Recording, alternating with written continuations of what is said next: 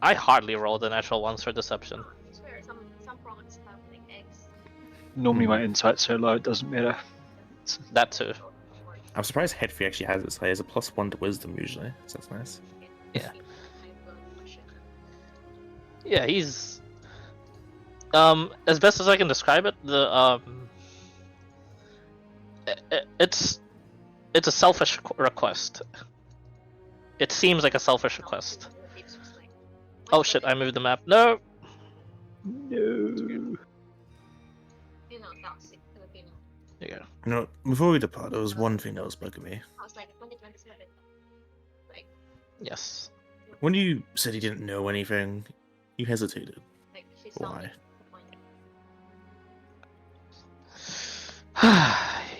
Like, taps his staff down onto the... Actually, it's not a staff. It's a paddle. He taps his paddle onto the onto the sand, and he rights himself. He was just about to wave some sort of strange incantation upon the boat, but then he turns to you and he says, Vincent of a lodge, but "Well, we're going to Manila on Wednesday, so might as well lodge as early as possible. I'm not sure I should tell." Biometrics in Manila, Hmm. and I can answer for the Crosses his arms for a bit, and the paddle just stays upright.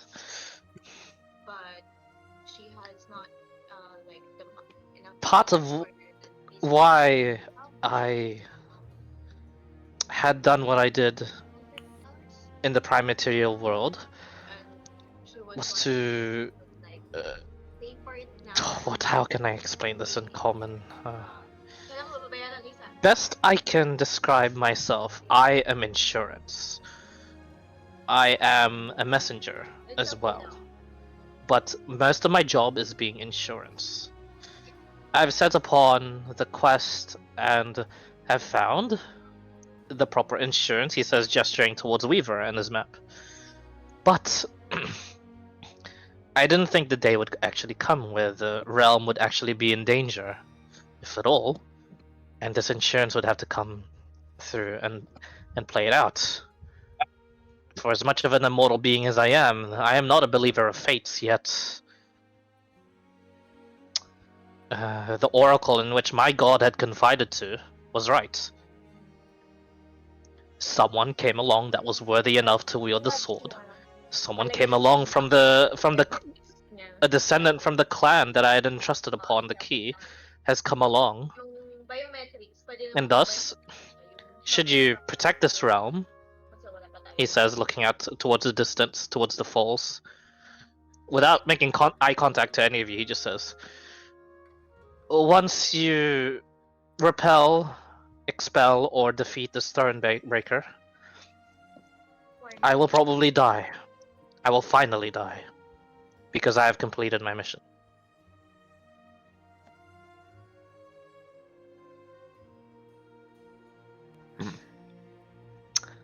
So you would get rid of everything here, just so you can live? Pero at least ngayon, makasama naman namin siya sa biometrics. Again, he doesn't make eye contact and he says, Or gusto mo, isahang lakad na lang. I don't know. I do want to live. Kaya lang, And at the same time, I want to fulfill my mission as well. But my god sleeps. What are we to do? We have been stuck. We have been guideless for some time. His champion protects yet another realm, apparently more important than this one, but all the same, Talus, our sleeping god, entrusts all of his power onto this champion.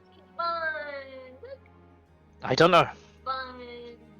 I do wish to live. I do wish to have a chance at life again, at the world in which I had experience. And if I do so, if and when I end up traveling there once more, perhaps get some help, perhaps... There's only so much I can do. I am not... I may be immortal, but I am not powerful in any sense of the word. I am a ferryman. At best, I can whack you with this paddle and it will hurt. That's about it. Is this This- what? So put your faith in us. If you can't do us, then put your faith in me. You're the This one that chair- met my forefathers. The honor We is all not did. gone. Sorry, one at a time. He says, looking at like 3 different people. Give this to the cat. These ones. You are all there, yes, Rati. At this point. This champion. Maybe I'll use that. Where are they? You would know him well. He leads the greatest congregation of humanoid kind in your world. He is the emperor. Your emperor, maybe. I'm not sure. Don't know where you all hail from, but that title should ring a bell. Indeed. We've met him.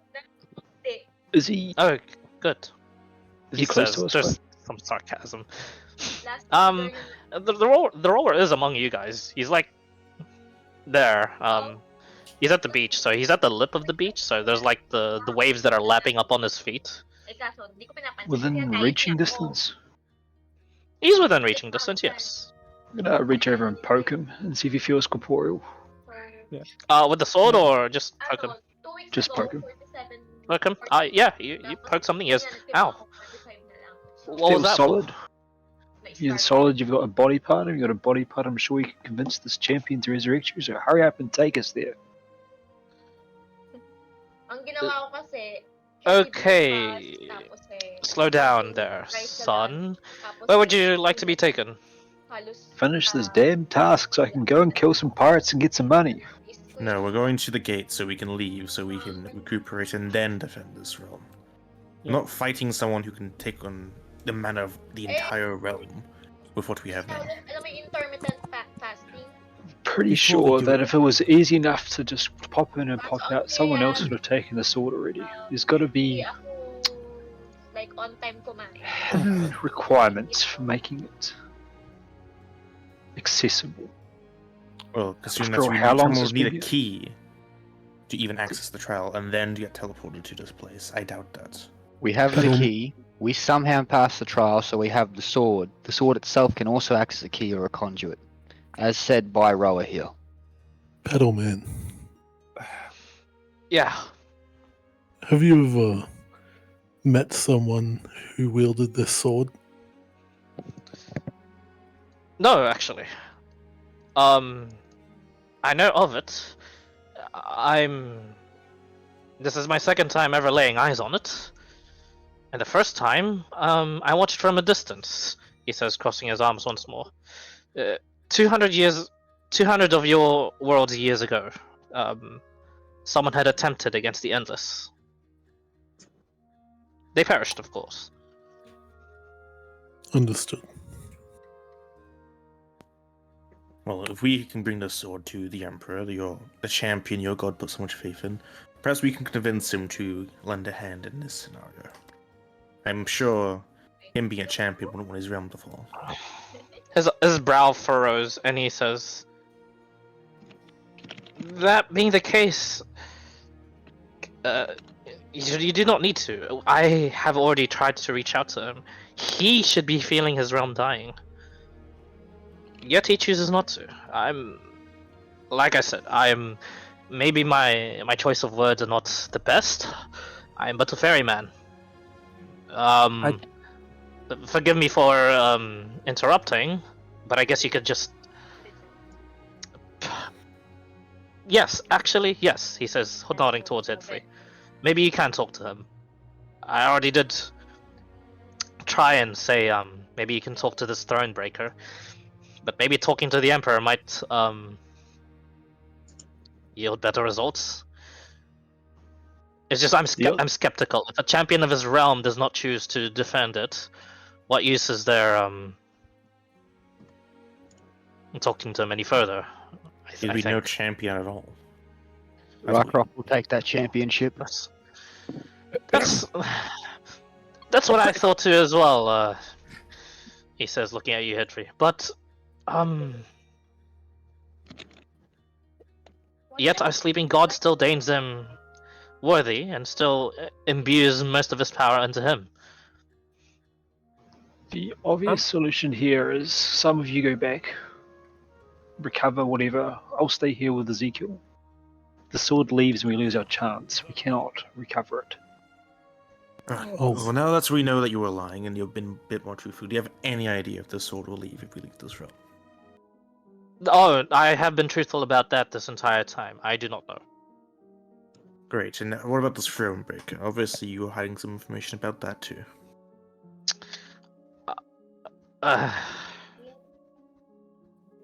He...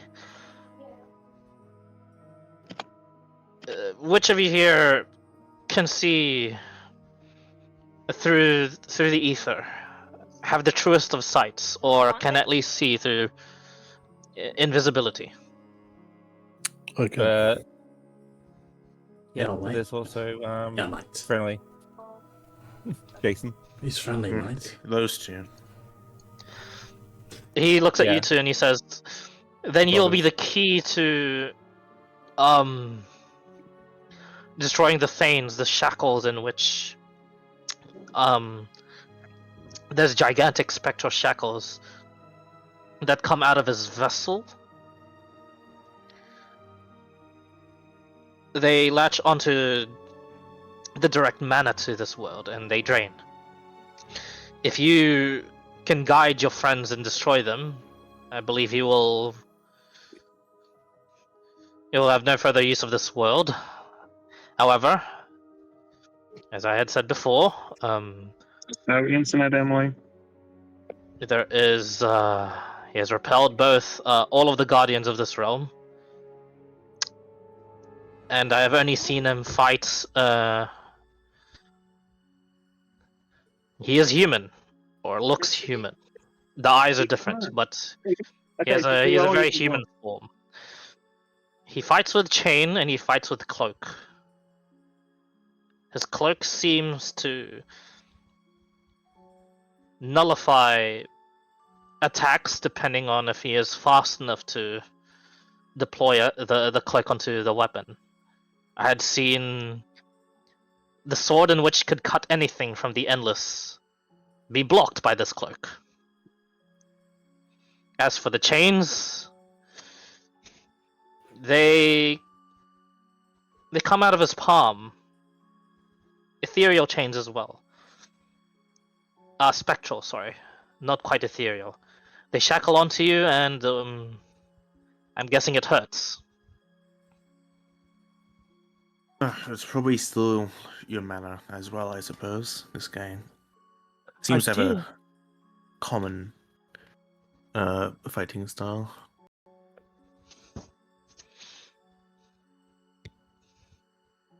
I do Well- have one question. Oh, sorry, keep going. Sorry. Yes. No. Keep going. I do have one question though. Why is the winds of magic here very low? And it reminds me of the frigid plains in the actual seas that border the far realms. We are close to the far realms in the first place, actually. The heavens are but a wall for the rest of the worlds to flourish, and for the far realms to even try and even breach towards those realms, they have to pass through us. However, that is partly due to the Thronebreaker taking this world's mana. I see. We are normally abundant, but he waves around. You watch as he does try to cast. You guys recognize Prestidigitation. Barely sputters out like a spark from his hands. Hold on. If this realm were to fall, then the wall would be shattered. You'd think so, but I'm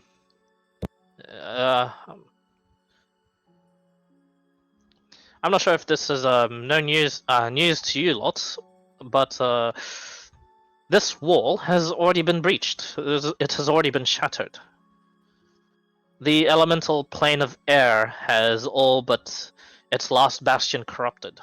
The Abyss and the Hells have had the Far Realms breach into them as well, yet the Blood War continues.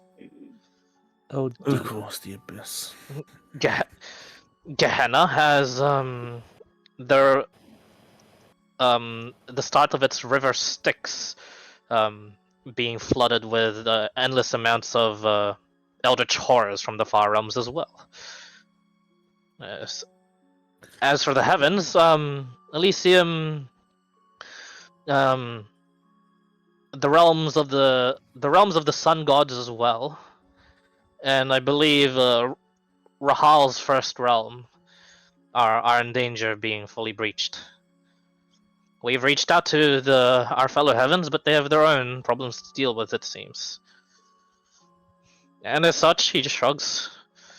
I feel like our time is nigh.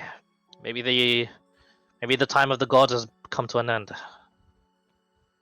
Our god has not yet woken from his slumber, ever since we have sent our very last vessel out onto the prime material world.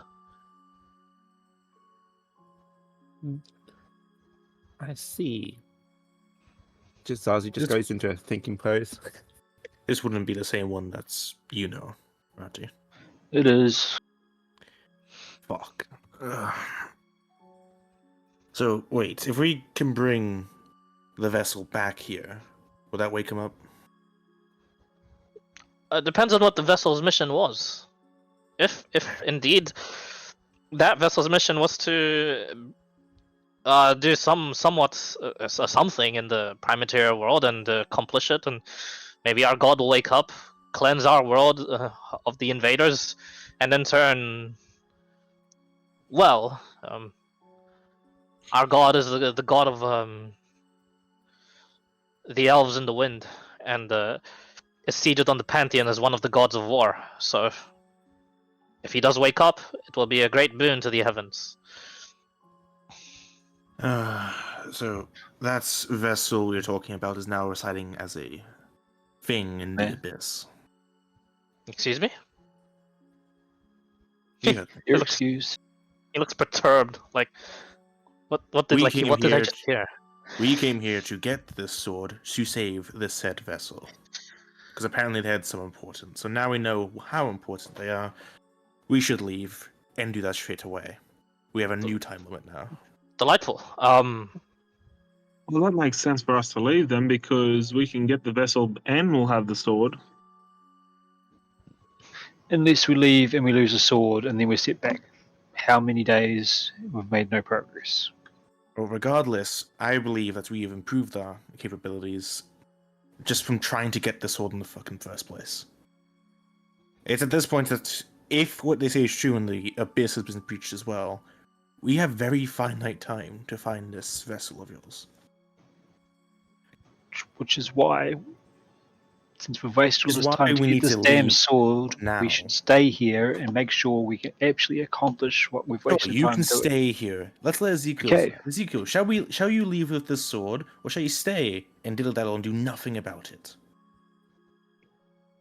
Well, if you only have 4 pieces to the puzzle and you need 6, there's no point in finishing the mission that way.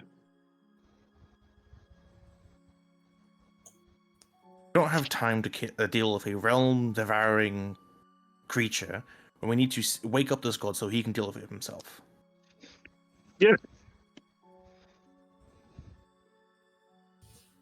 And knowing this god, if we do wake him up and save his realm with his vessel, he'll probably just reward us with a weapon far greater than this, if you really care about that.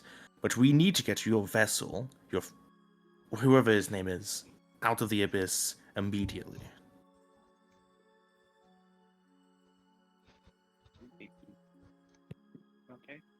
Right, he just looks at Ezekiel and says, well, if we lose the sword, then we're taking a step backwards. We can easily just pop it, have some of them pop out, get some preparation, come back and see how it goes. I'd prefer taking one step backwards and taking a detour that will take many more steps.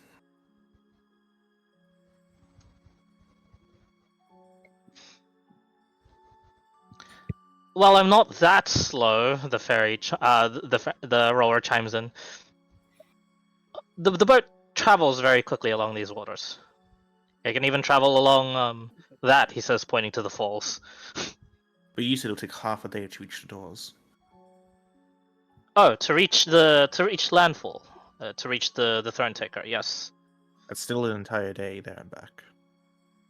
correct. Well, actually, I was only judging walking speed. Maybe you have some form of transportation I'm not aware of. On the land, that is. I can't take the boat on the land. Unless I can teleport to that door over there.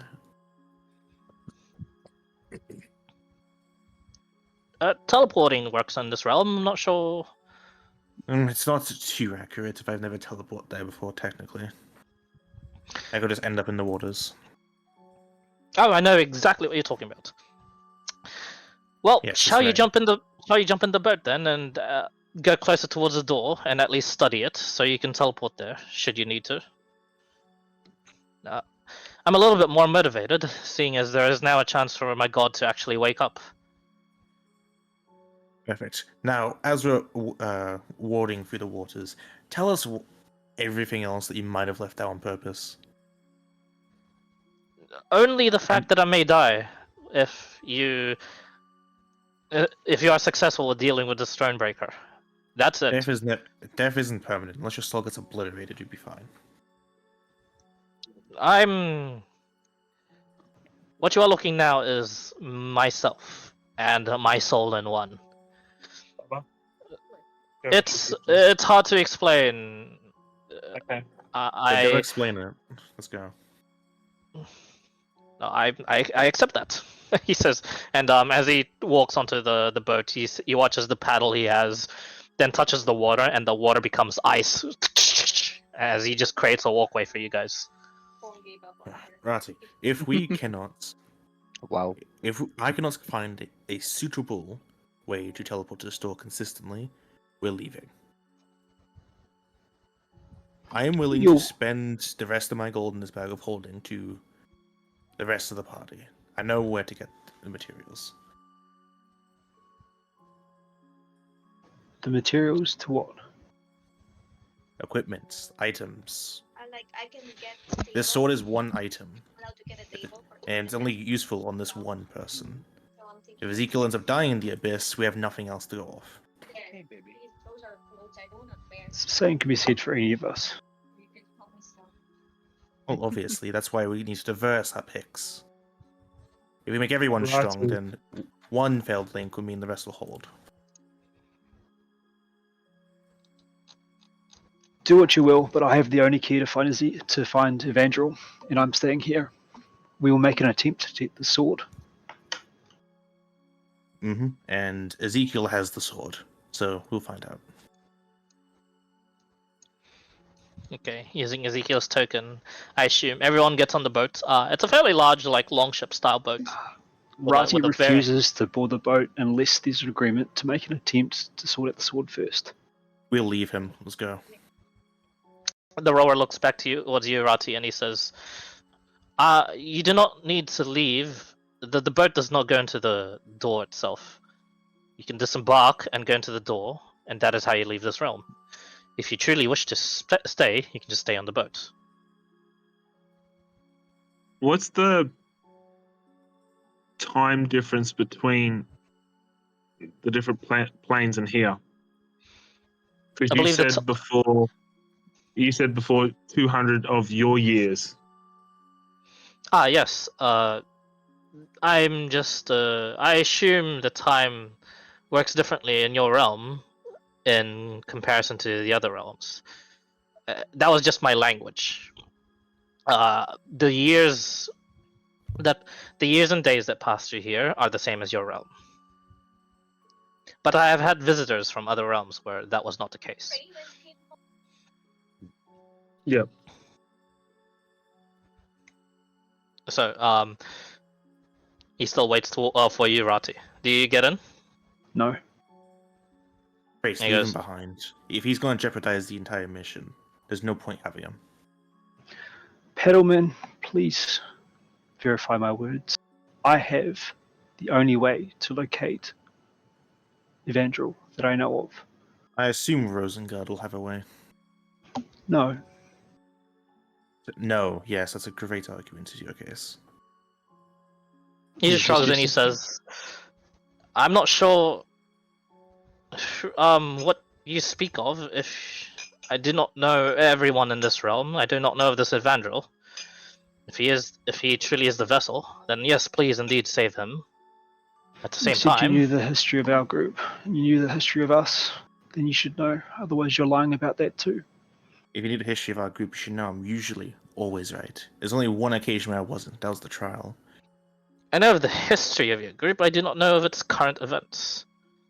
I Listen, know, I know of you." He says towards you, Rati, and I know at best and at the most recent, the blood of the undeath that flows within you. And to you, he tells towards you, Headfree. "I know of you as well, my prince," he says, with exaggeration. "But apart from that, I know of nothing else past that. I know of your history. I see. It does not go beyond that. It's hard to verify a soul connection then. Make your decisions now." Close the And down delete. but it looks like the rest of your friends are willing to leave. Are you sure you want to stay here? There is nothing for you here, like I've told everyone that has passed through this realm. This group has a tendency to barge in ahead without considering implications of their decisions. Alright, I can't comment on that. And you watch as he pushes off. And Rati you see in the distance as well. The boats are getting bigger and bigger, and then smaller and smaller, and all of a sudden, to Rati it looks like a speedboat in the distance, just shooting off. To you guys, it doesn't. I'd Yes? stay with Roddy. Okay, alright, you stay. Who else is staying with that Rati? looks like I'm staying. Okay, basically the short rest people are staying. Alrighty. Yeah. As the rest of you guys are brought in towards the gates, the huge double doors are essentially already opened, but partially ajar. Tendrils of black inky darkness are seeping from the door, and there is like a little bit of land towards the door in which you can step on, and then eventually head into the door. And the ferryman just says, "Make sure you enter all as one. Should you delay your entry, you may end up in different anchorages on your prime material plane. When you're ready, please do come back." Mm-hmm. Now, these anchorages, can we just walk back to get here? No, you'll have to come up with some sort of way in order to come back here. Oh, Weaver has the map. We can just teleport back to where Rosengard's waiting. I'm coming with you guys. You cannot. You have the sword. Yeah, he's with us. Come on, Ezekiel, let's go prove Ratty wrong again. I haven't proved him wrong yet, have I? Oh, I plan to prove him wrong on multiple occasions. You've proven me right by actually accepting the sword. Rati said right at the start that you should take the sword. Now that we're closer to the portal, is this in anywhere familiar? The darkness that's in the door. And you proved Headfree wrong by actually empowering the sword. The portal doesn't feel consistent to the other portals that you've felt, Kaid. What the rower said it seems true. This seems random. I'm saying more consistent towards like the thing that we fought in the war lab. Oh, no, it does not feel like that at all. Okay. The thing in the war lab was entirely different. Okay. Yeah. So just Alright. confirming, it's currently Edfrey, Weaver, Ezekiel, and Shadow, and Kaid, potentially. Yes. Yeah, Zazu and Kaid, yes. I have That's no that are idea what there. I got roped into. Shall Uh, Kaid make the three- choice now? Basically, to update you, Rati, Jason, and Bandor stayed on the island Okay. while these guys are confirming and are going towards the door and looking to rest. And you would have heard that our task was to clear this realm. Otherwise, there would be consequences, essentially. Oh no, the Okay. consequences were never mentioned. It was just clear this realm, no given Yeah. time. Zazi was actually conflicted because she would have actually listened to Rati, but she knew that she had to if she wanted to try and protect the realm, she had to get a better blade than her current worn out one. Okay. Makes sense. All of you. We step in on the I'll count of 1. Ready? Should we all be holding? I don't know. Should there be a physical connection to make sure we don't get lost? I would Here's a say rope. so. Cheers. If there Confirming was all no- this, in the distance, you watch as the ferry, the rower just nods to himself, and then just leaves, paddling away. Okay. 3, 2, 1, and Headfield step forward. Everyone Yep. Go follows. step forward. Yep. All right. All right, Ezekiel, roll D100 for me. Oh, Well, Let's see where in the world you guys end up. Your turn to teach Dun, them a Oh. lesson. dun. It'd be so funny if it's the Underdark. Could be. I'm sorry, I Could be with woke up 15. late. Pretty low. End up in the abyss. No, it's the same place that the Drow people were. And we pissed in No. that lake. There if we would really- be a chance for that. Funnily It- enough, that's not there. What about the Timeless City? Would there be a chance with that? Who You're in knows? the middle of Escatoris camp. Why the Nice. fuck would she have a anchor to at least? You guys Why enter, wouldn't she? and all of a sudden the world goes dark black, and you blink once, and that same sort of feeling that had shifted you from the Forbidden Glade onto the realm of the Elysium Sands. Now, from the realm of the Elysium, it's divine entering gate back into the prime material plane. You watch as you find yourselves on top of a strange, as you all just land briefly. There is a slew of dead bodies just right in front of you, and what looks to be what looks like a top of what I can best describe as like an Aztec style sort of temple.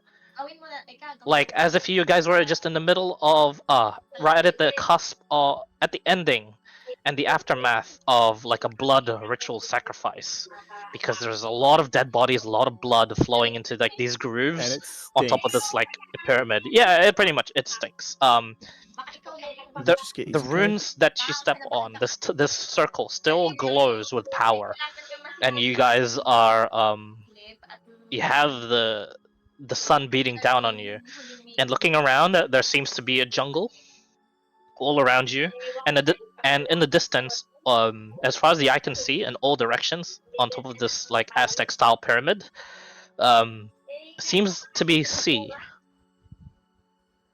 You're on an island, on a temple, in the middle of somewhere. Where the fuck are we? We're at the arse end of buttfuck nowhere. Just gonna quickly look, just make sure. Does Ezekiel have the sword still? Ezekiel, you check your palm. The sword is gone, Oh, but you do not feel your you do not feel your connection sever. Okay. It looks like he was right. Could I try to look out and see if I can see anything else with my goggles, with my Fierde goggles? Yeah, make a perception check. well, take a quick look around. We're gonna be teleporting back soon. Not to Do the I realm, roll but with the world. advantage, right? Because I'm the goggles past a certain distance, I get advantage. No, just a perception check. You're just looking around. Okay. Nice. 26. There's a lot of seagulls. There's a lot of It's tropical, and it feels quite a bit hotter here than anywhere else. You're closer towards the center of the world than you were back in the Empire. That's for sure. It's not the same cold climate there. But at the same time, this is no empire sort of thing. You can see a settlement over in the distance, and it waves the colors of white and gray. You would know of white and gray to be the colors of the southern nations of this world. You are on an island somewhere in the United Southern Federations. It seems. Oh, I don't like the South. United Southern. Why does that ring a bell? USF, US. I would, That's I would definitely tell them. Nice. I believe from my knowledge that that these folks are also predominantly worship Rahal. If my memory was correct as well. Quick reminder, Clyde. Who's Rahul? Platinum If he Dragon. doesn't have negative with Platinum Dragon, okay. The most it's like Catholicism in this world. It's the most popular one. Well, It's the one that I we could- worship. And Lagnalos is about as high as blood sacrifice. Yeah, Headpiece is gonna make sure the rope's untied to everybody. Right. We can either go into that settlement, get some supplies if needed, or we can just teleport back to Wild Dwarf right now.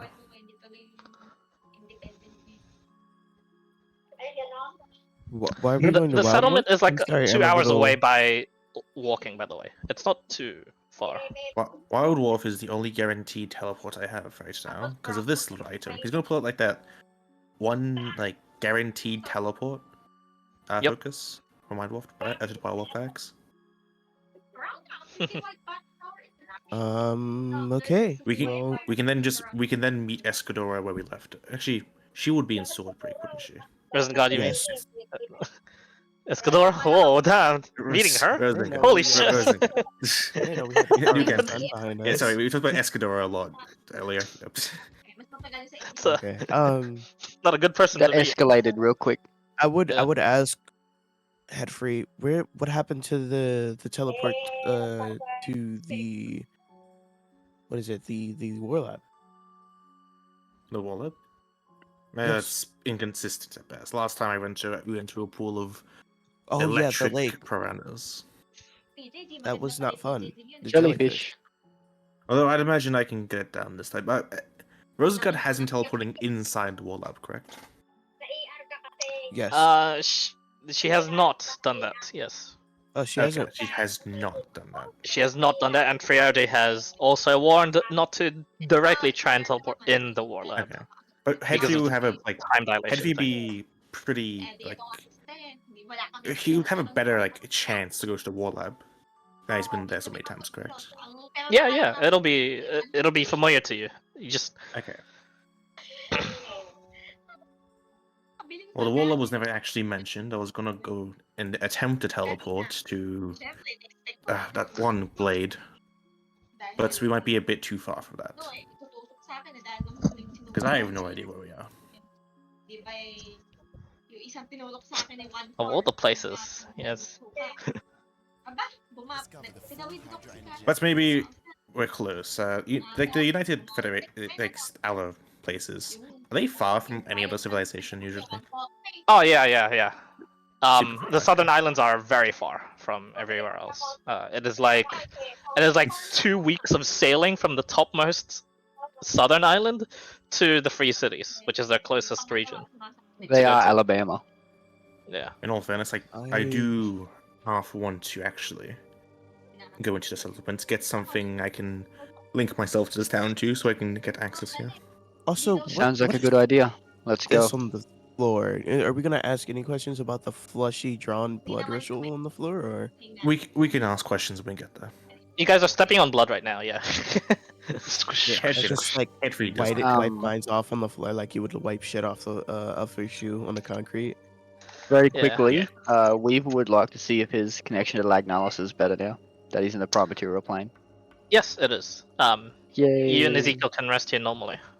Sweet. Another question. While I was in the ethereal plane, I think I put it in chat during the week, but did my blades flame tongue still activate? It still did in that plane. Okay. Yeah. Sweet.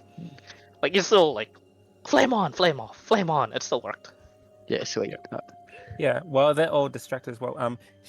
Zazu would also just whisper to, the connection on her left arm, and just whisper, though you may not, though you hear me, So we walking? am I worthy of you still? She would just whisper to the arm to see. You whisper to the arm. There's no response. Yeah. No severance of connection either when you went to the other realm. Interestingly enough, Zazu. So you feel something there, but at the same time, is it actually there? It's pretty inconsistent. Yeah. Now, Zazu, this is going to be something you may be opposed to, but we're going to have to bind your hands. Fine. Yeah, I imagine followers of Rahal would not take kindly into a Githyanki. that's fair. I just put my hands together and then put them towards head free. Yeah, and you just ooh. And if need be, gag me. Because No. No, Weaver's not I going to comment on that. I recommend you gag me because I will be swearing a lot if they're going to be insulting me. Mm-hmm. Oh, also, what the rower said, don't mention it to anyone else.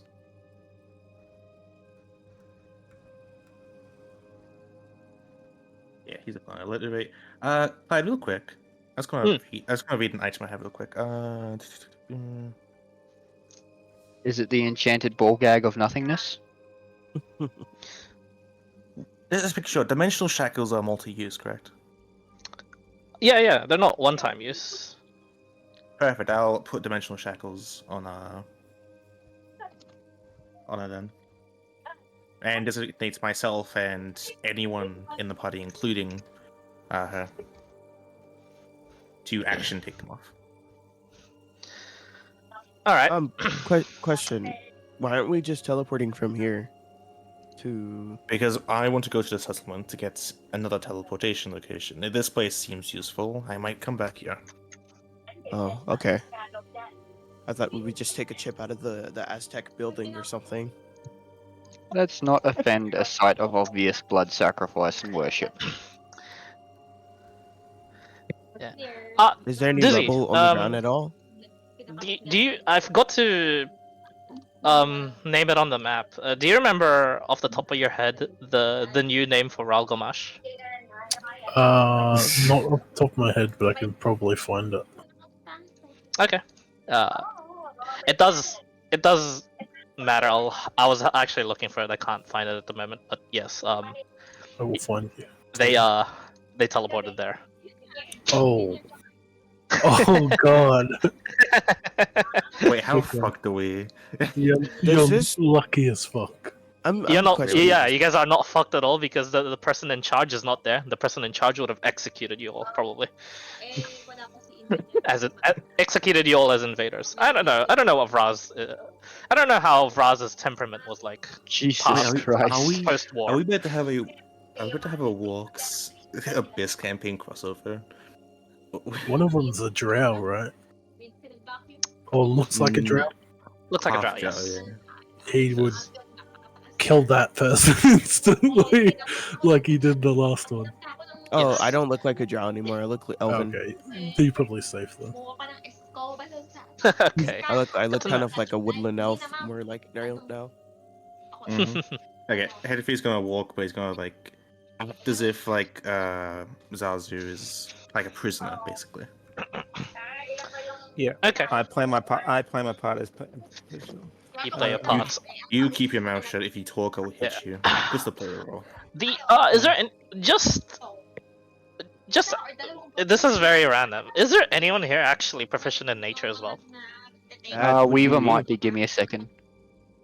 There's a -2 count. No, No, never mind. I Weaver's am not proficient nature. in nature. It's survival. you are his proficient. Is Ezekiel as well, by the way? No, I'm not. You know, okay. Kide, you're the only one that notices this. As you're walking through the jungle, the ground is very inconsistent with the trees and the grass, and you're the only one that notices the very very rough dirt and like just rock that you're occasionally on, and the grass is growing out of it. You recognize that the jungle around here is not natural. This was terraformed recently, either en masse or as some sort of large druidic spell. Does it feel like it's connected to the ritual at all? Make an Arcana check.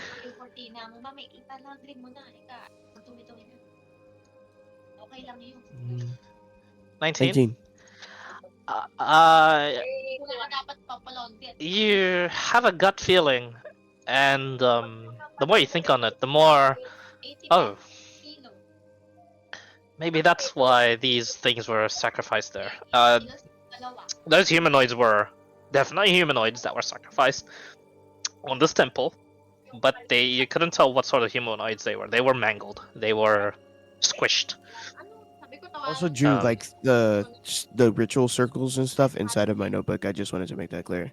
I drew the ritual circles. and Okay, yeah, what- yeah. yeah. Well, with what time you were given there, you drew as much as you could.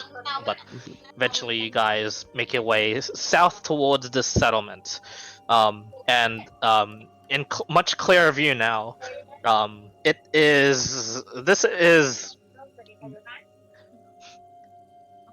It's odd to see a settlement that's built on top of a ruined settlement. Broken down orcish-style buildings are slapped up onto each other to make towering dark metal and like slapdash sort of fortress towers on what looks to be a circular imagine an orc-style star fortress. That is what you're looking at. Hedry hasn't heard of like any orcs making settlements, have they? You have not. This is. You look at it and you're like. You always had that, like. You always had those what ifs in your head. Like, if how formidable orcs would actually be if they didn't actually just rush headlong into places. You're looking at this now and you're thinking, well, fuck. Maybe something worthy for your race to wage war against. Orc But- is his own language, right? It is its own language. Dang it. Is Okay. it- you had 2 orcs that you accompanied you when we first met, Yes. at least in the Wallab. Can you speak Orcish? Yes. Great, you're negotiator then. As you say that, there's a shout up into the sky and a screech as you guys see what looks to be 2 wyverns that fly overhead, and you see what looks to be just orcs on top of the wyverns, and they shout out in common. Actually, they say,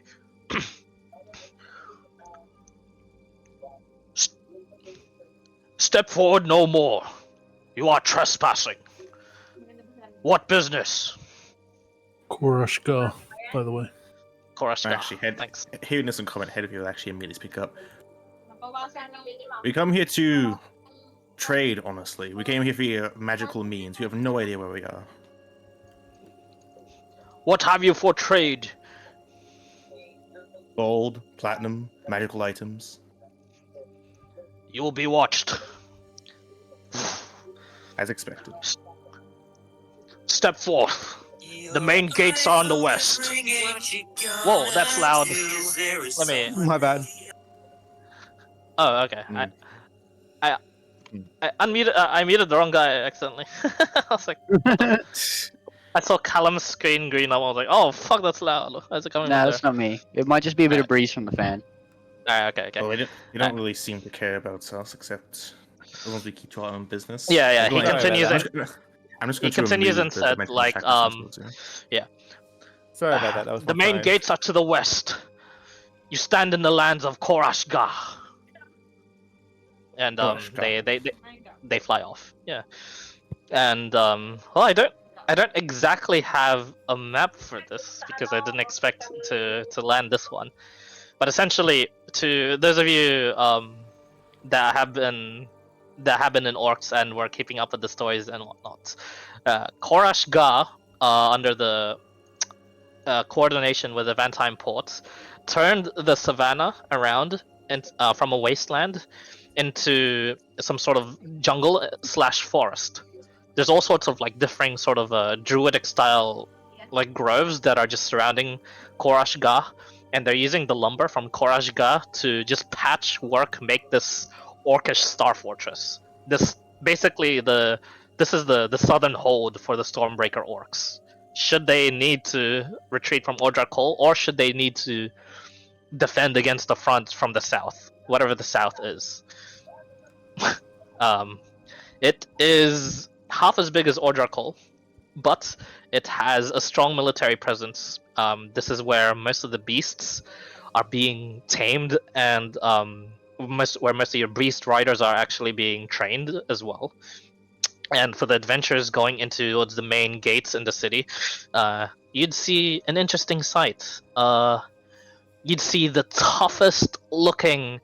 You swear it was the pirates once more, but you see the toughest fucking looking humans that seem to be doing their daily lives with these equally as tough and rugged looking, rough looking orcs.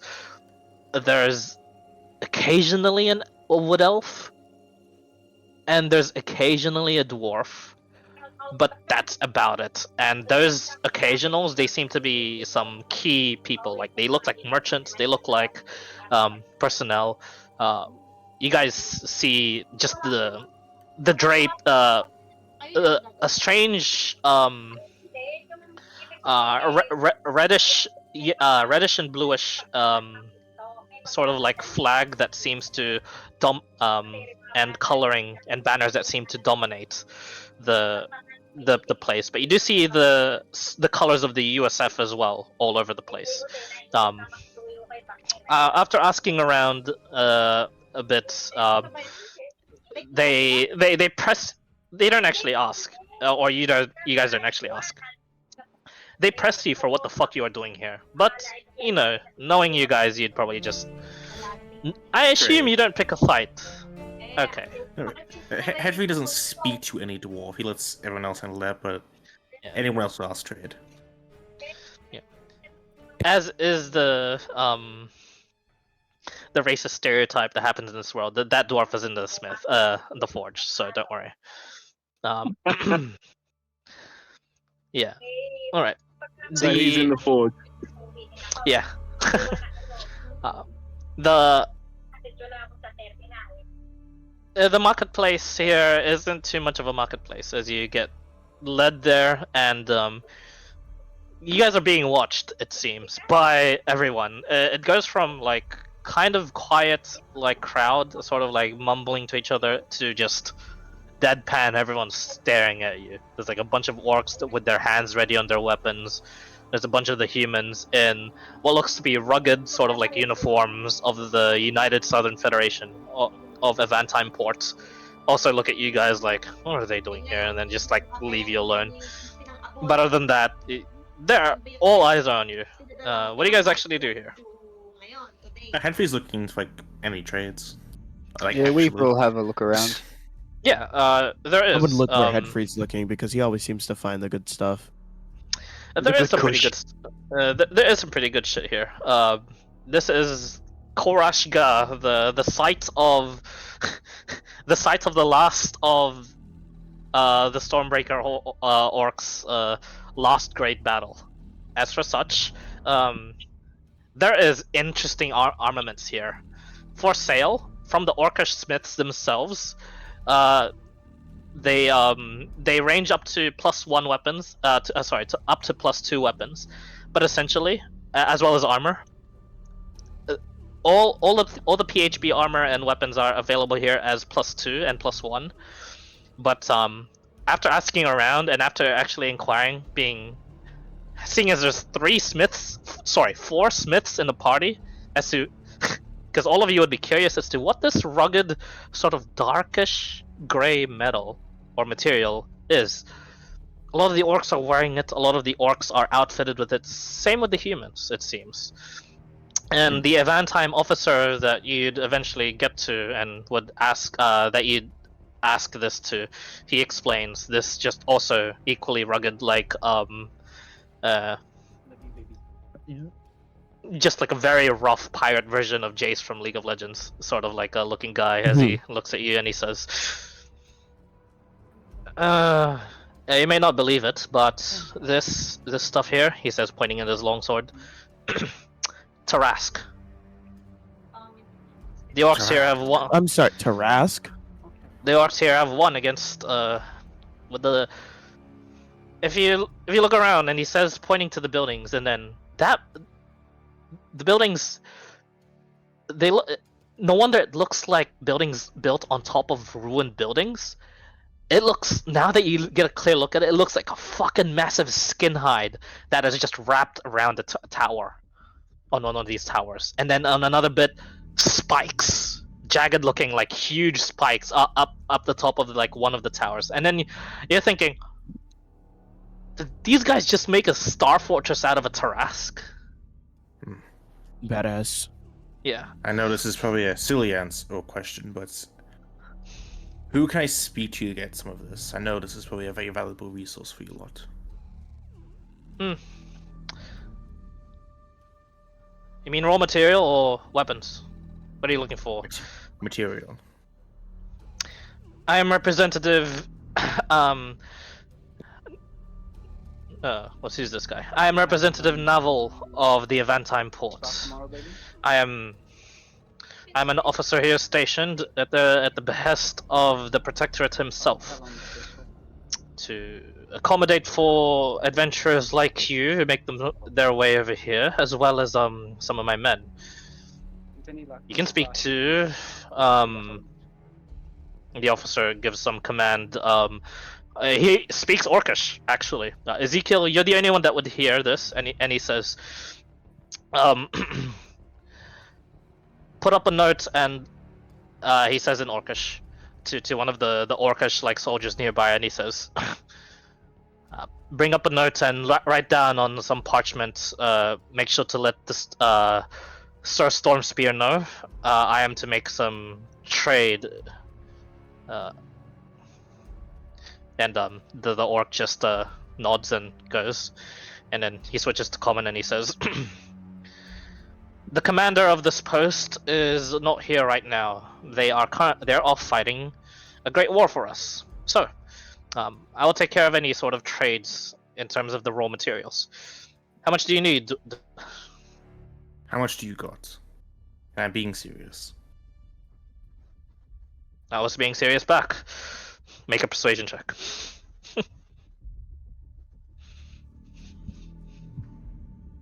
At 21. 21. And he says, but I'll entertain you.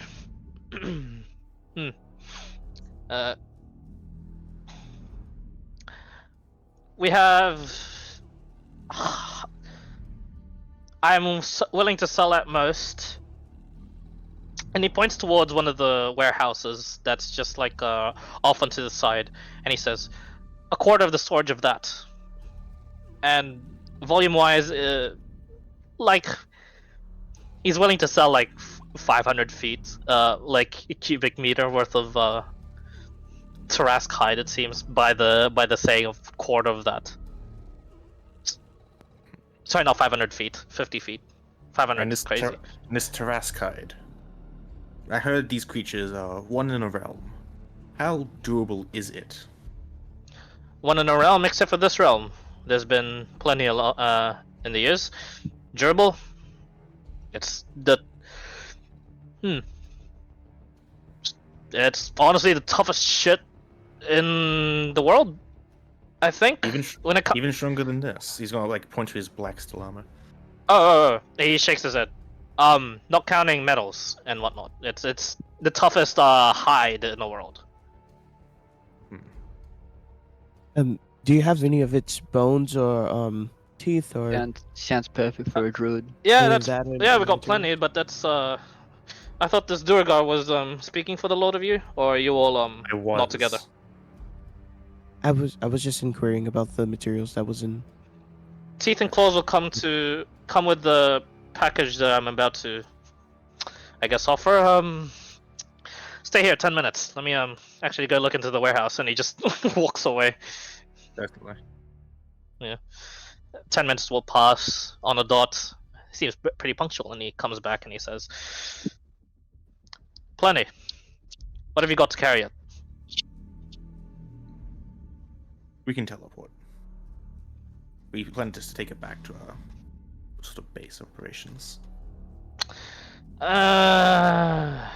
Also, this bag of holding. He looks at it. Don't want to cut it up too small. Those will be a bit too useless for you to work with, unless you just want to make lure. I can also grow to the size of a giant. Same here. And carry it, and then teleport. Yeah, that's a bit better.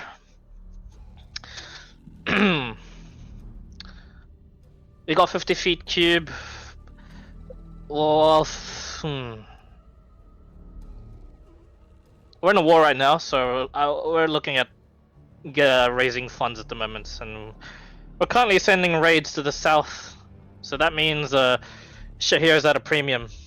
30,000 gold. You can have it. 30,000, you say? Tempting. I would wish I like could kind of. I do wish I could buy more.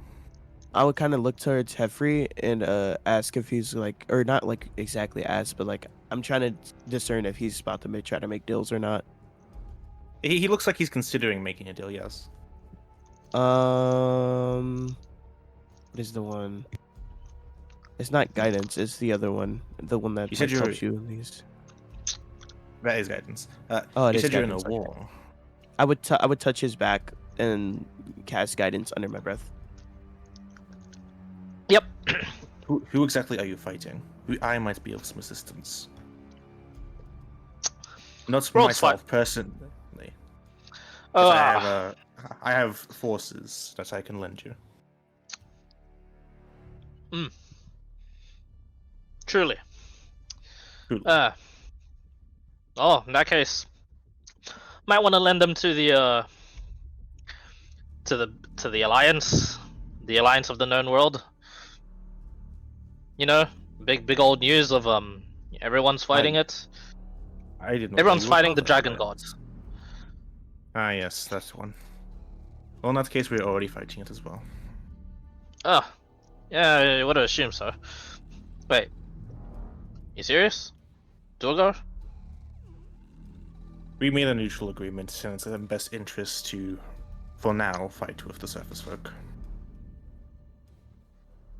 We don't like it as much as the rest, do not worry. It's not what I fucking heard. But you know what? Wait. I'll take it. We live right next to the Emperor. It's in our best interest.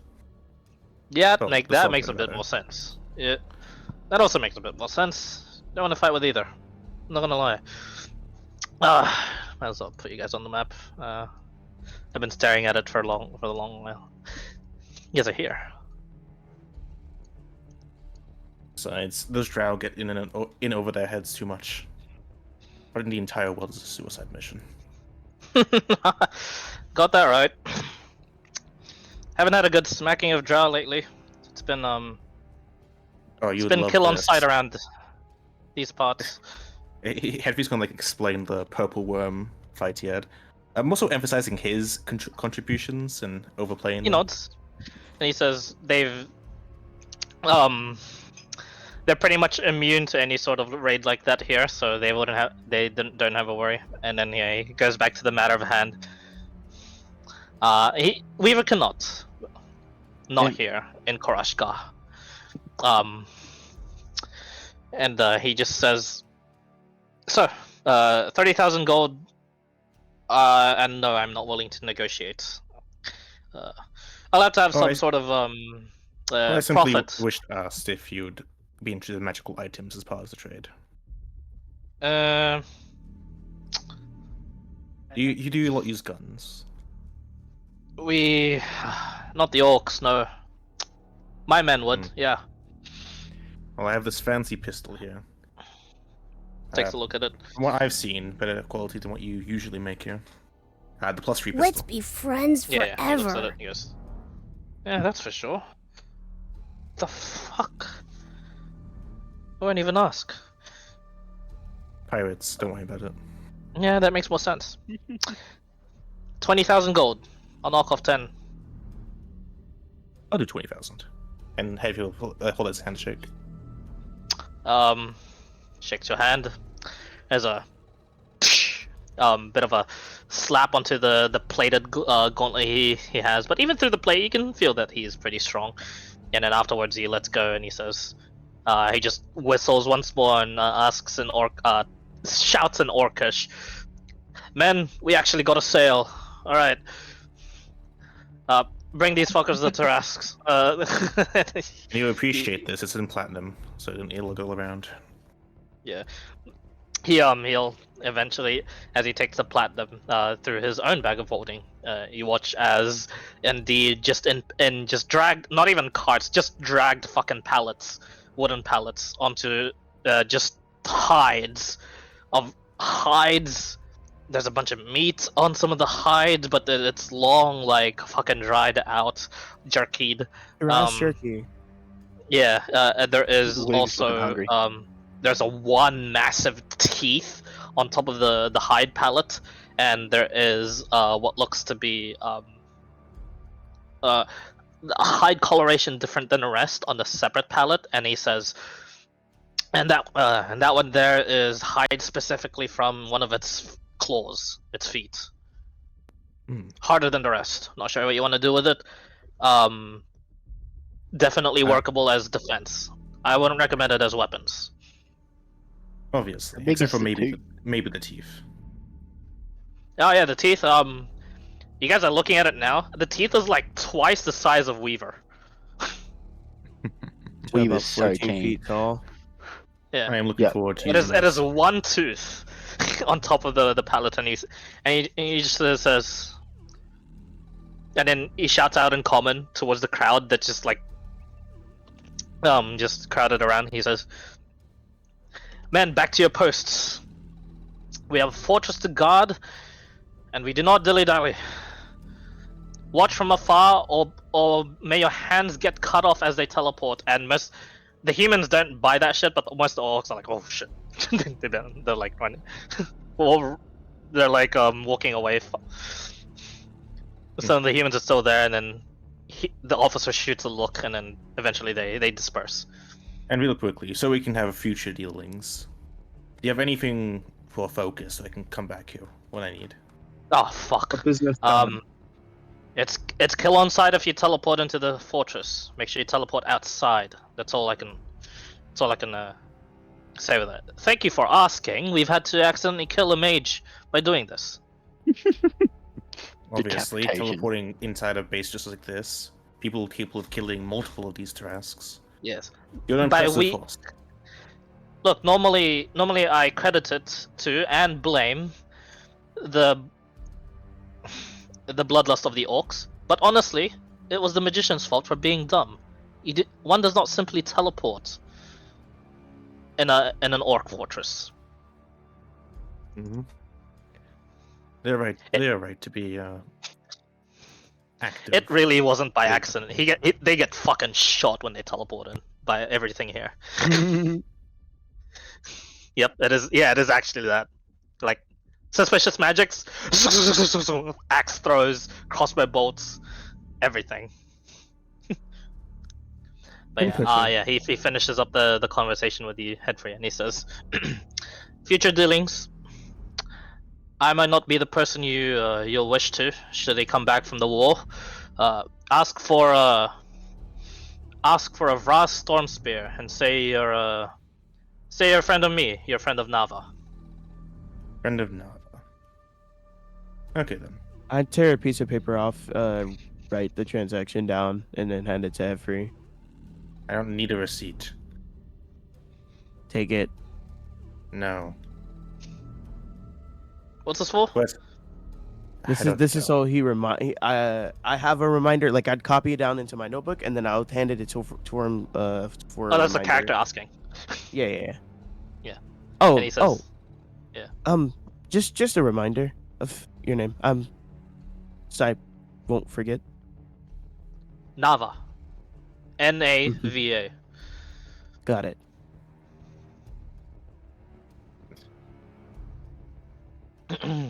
Oh, right. How unpleasant. My name's Kite. And Yeah. Great. I'm Henry. Who cares? We made a transaction. It was a pleasure doing business. Yeah. Well, someone's got a brain around here. Good. All right. Business it is. And if you please, don't leave anything behind when you teleport, or look, we'll give it back to you if you come back, but let's just not make it any messy, yeah? Mm-hmm. Being sure, if I grow huge, my max carrying capacity is 1,200. Yep, you'll be able to get all this. Don't worry. You have to go huge though in order to get all this. Yeah, I will be casting enlarge, so I'll be bonus action giant smite, action enlarge, and action surge. As you do so, like as as a habit, you just hear magic being whirred towards you, weapons being loaded. They were about to shoot you before this officer just shouts in Orcish, like, they're your friends, and then as he says that, you teleport. And as you teleport, we go back to Elysium.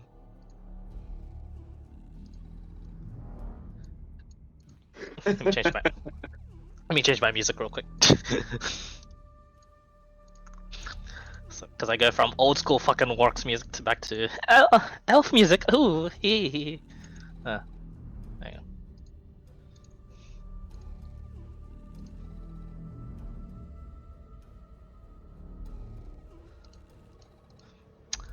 Teleport max is not large. It's just as long as the creatures are around there. If you target a object only, it is what it is also what the creature is carrying. So had to have been huge to carry all that.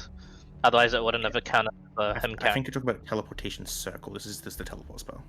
I see. Also, I will not be going... Yeah, that's a teleport circle. Yeah. I actually will be... With the familiar location, I will be into a war lab, yeah. War lab? Okay. For the sake of it, roll a d100 for me. Does he still have that guidance? Yeah, I'm good. Yeah, you're good. You're on target of where you wanted to go. Alright, so let's get back to Bandor, Jason, and Rati. Just a sec, just putting up my music once more. Can I get a list of, like, everything specifically? When you have the chance? Yeah, sure.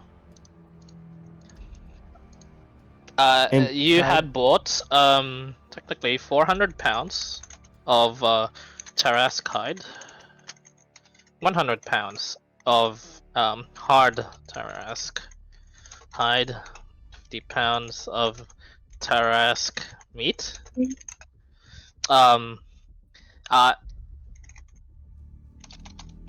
basically 50 pounds of a single Tarask tooth.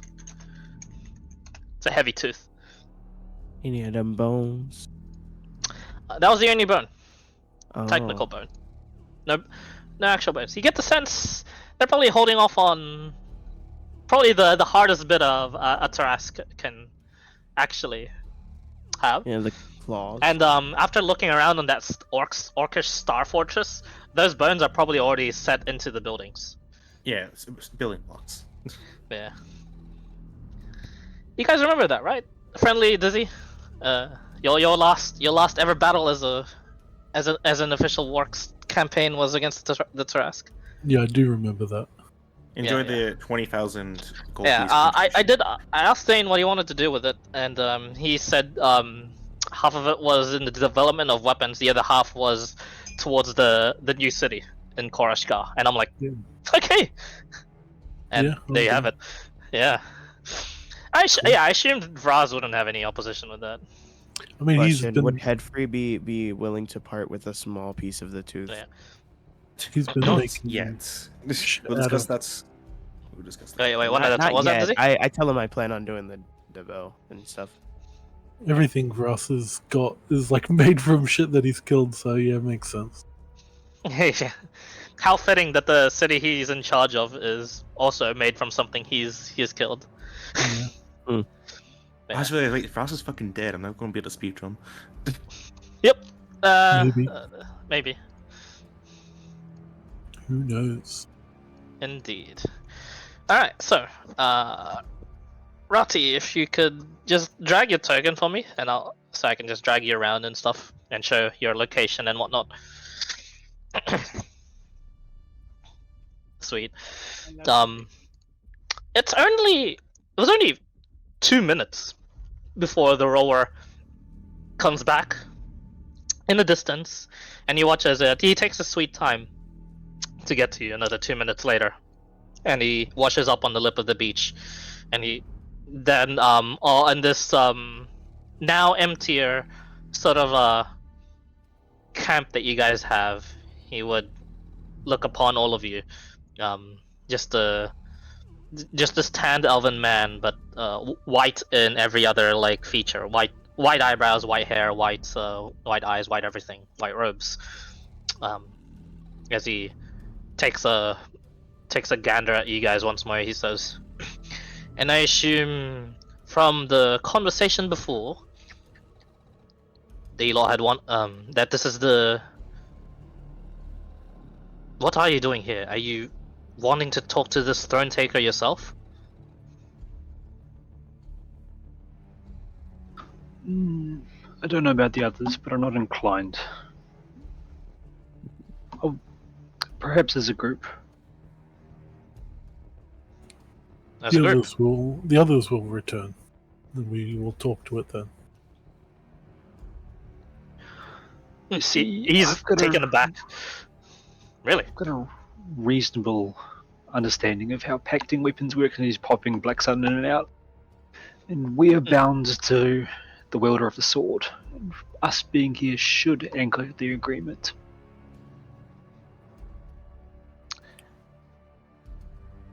Out of character, yeah, you nailed it. I was thinking about would I understand like how these processes work and how does the client think. I think this will be how it'll work. So I'm pretty everyone stoked on stepped it. in, would have failed. If everyone, yeah. So technically, it didn't fail yet because not all of you stepped in. That's why I told Ezekiel the sword is gone, but he hasn't lost connection to it. So, that surprises me.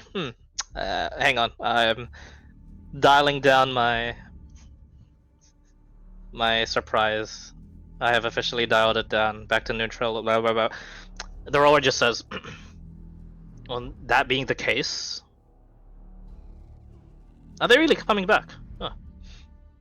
Well, the main objective is to save the vessel, and I have the vessel's blood and the vessel's items.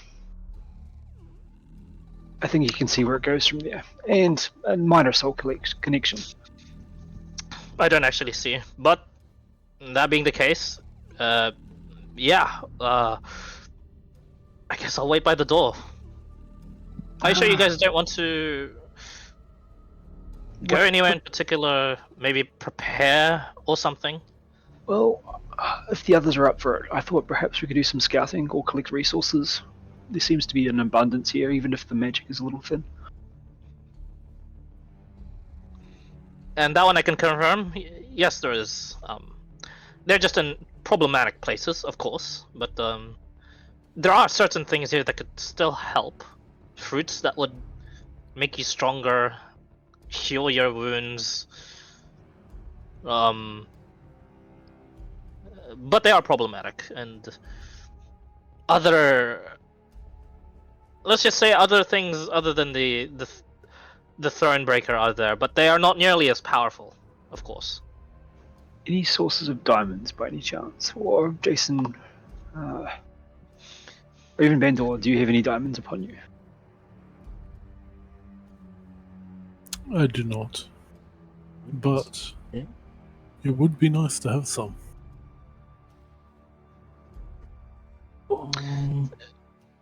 We probably Would- should have asked Hitfree to get some while he was out. Well, I wanted to, but he just took off. We also really, really, really need potions of freedom of movement, or the equivalent of. I'm sure the genius Headfree will think of this. Maybe. But I don't He think- is rather stubborn. I had noticed. Well, if you want to explore, I'm happy to do so. I can keep a lookout for any of those ethereal chain things, and we try to avoid them at all costs until everyone's here. Are there any points towards like the direction of just like a lake of sorts? Well, sorry, from the map, a lake of sorts, but he points towards this direction essentially. And he says, Where's my "That over there.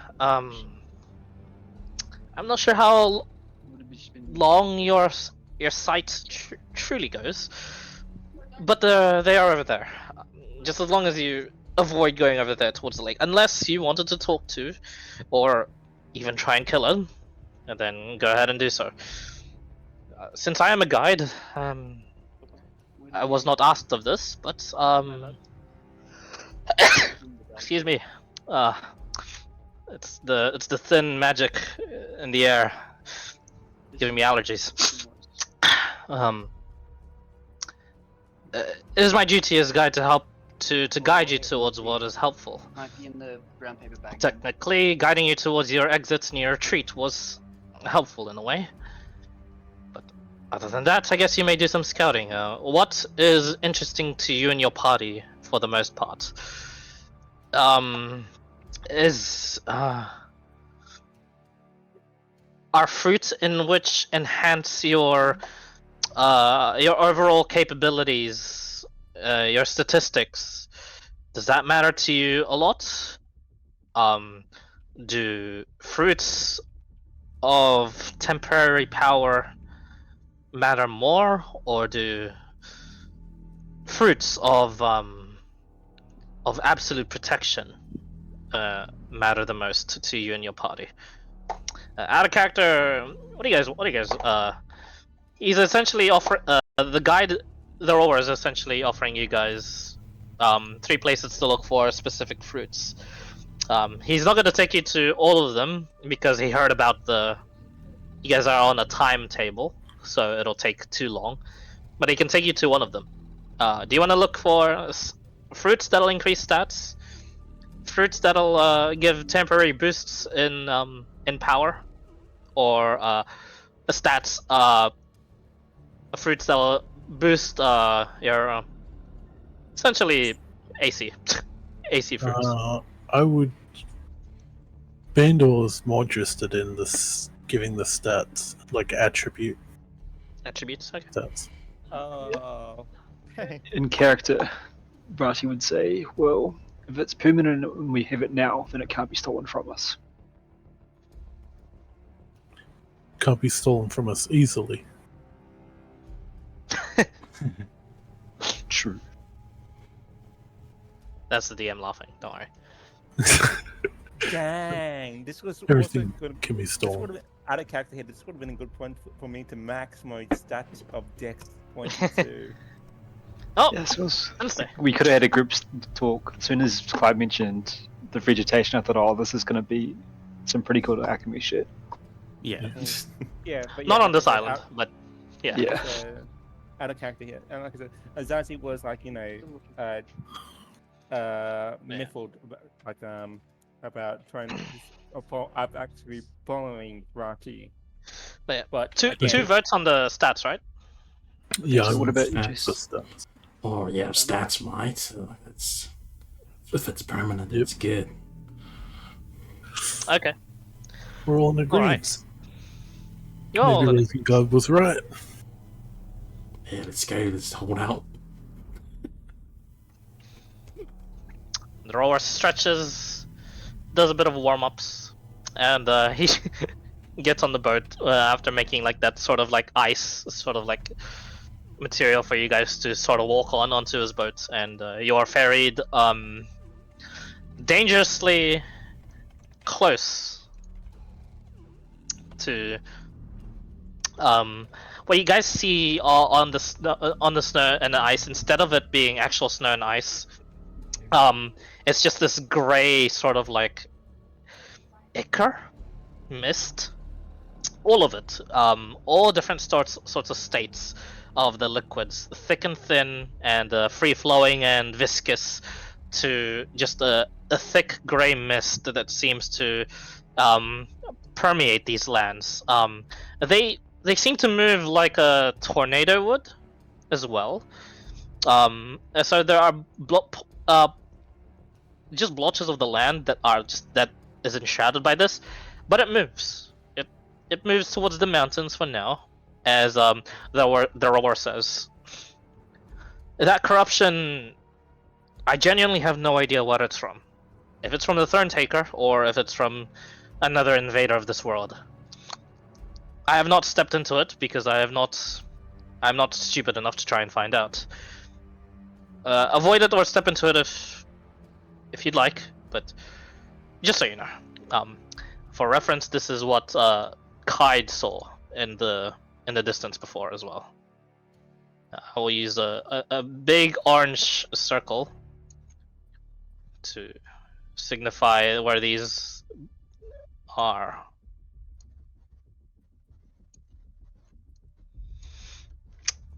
And he said, and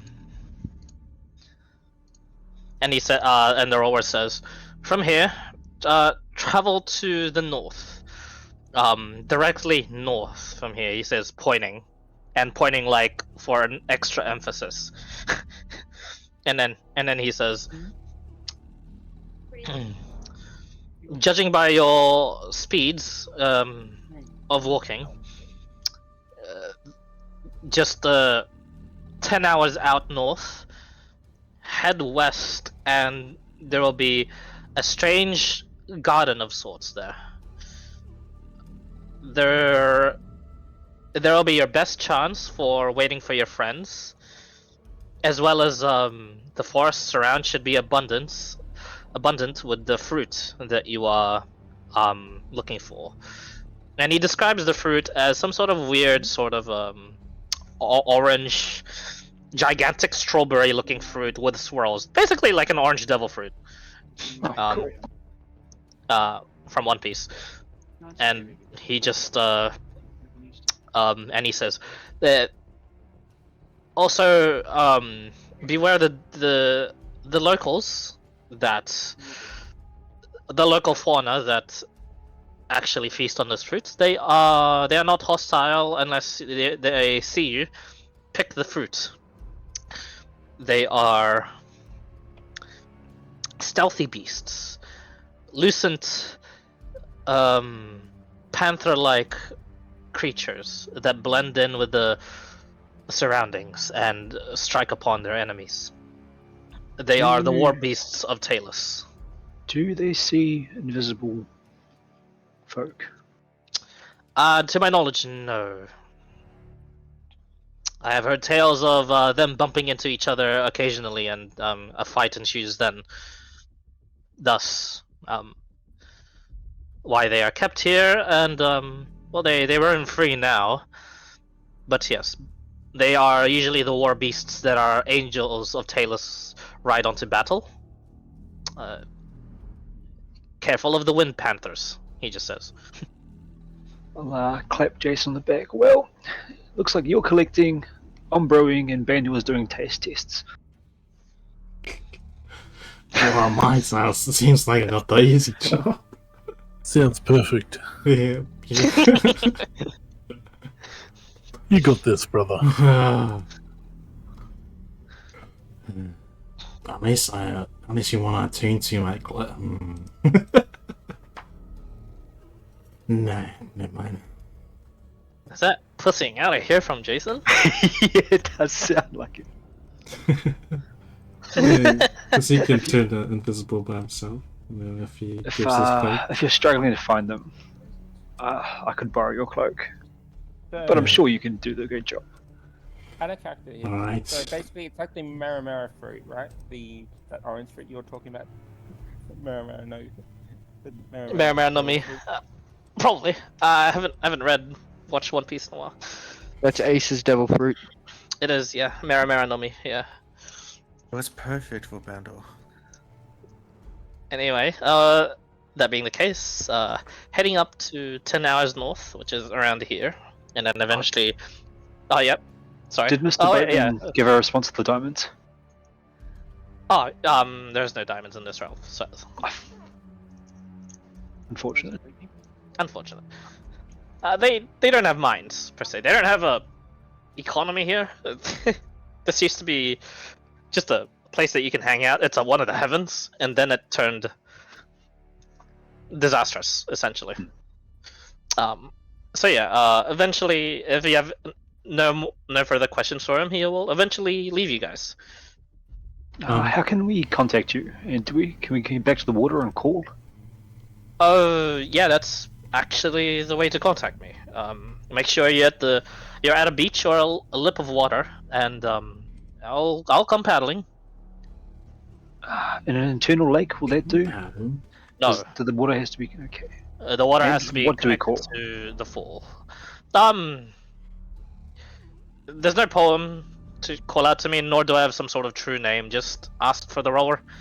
Speak out onto the beach. The only reason why I heard you came to you guys in the first place was I heard talking by the beach. I see. Yeah, that should do it. Well, you should probably work at remembering what your true name is. It's going to be easy to resurrect you if we know that. His eyes narrow, and he says, "Perhaps. I guess. You 'Cause can we- certainly try."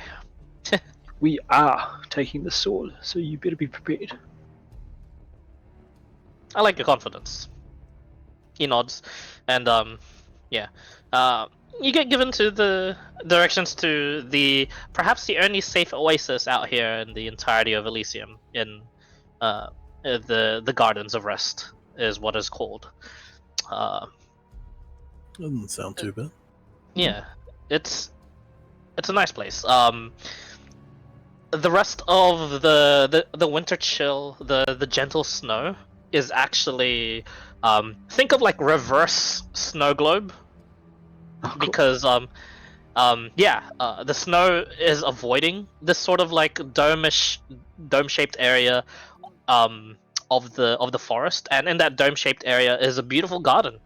All sorts of oak trees that surround it are basically free of snow. The garden itself also free of snow, and entering the vicinity, it's temperate. It's a nice temperature.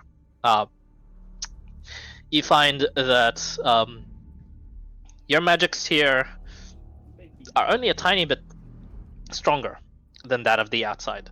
So, in normal circumstances, this would be the place of rest. But it seems like as if the winds of magic are thin and affecting this place as well. That being the case, he did warn you of the locals around here. Should you venture further into the mountains, there are sleeping, inactive frost worms, essentially, that if disturbed they will definitely attack you. He warns of that. By worms I mean these are creatures. Little These are worms. dragons larger. Yes, worms. WYRM. Yeah. So you would know this. Worms, one step above ancient dragon. That's in the mountains. Towards the west, he warns you of the sleeping guardians of the realm. When Talus was asleep, so too were the rest of his angels and guardians. The Thronebreaker had already killed off and repelled a lot of them in his area, but the Thronebreaker hasn't moved from there. But everywhere else, Talus's guardians aka just random amounts of sleeping, and if disturbed, they will attack you, for they'll not have their right minds due to their sleeping god. So, in the west, there are sleeping angels. Should you choose to explore further and get even more fruit that you wish, you kind of do have to go west. But all around there should be some fruits for you guys to get, and I'll make you do the rolls associated with that. So, out of character, there's a chance to roll up a frostworm. There's a chance to roll up some Devas, even some Solaris to fight. Welcome to the outer planes, you guys. Welcome to. It's not hell, because it's the complete opposite of hell, but it's as hard as hell. It's Elysium. I think Could our always be general plan will be Jason's cloak. I'm gonna locate an object and then pass without a trace and say that direction. Okay. Locate object ranges 1,000 feet.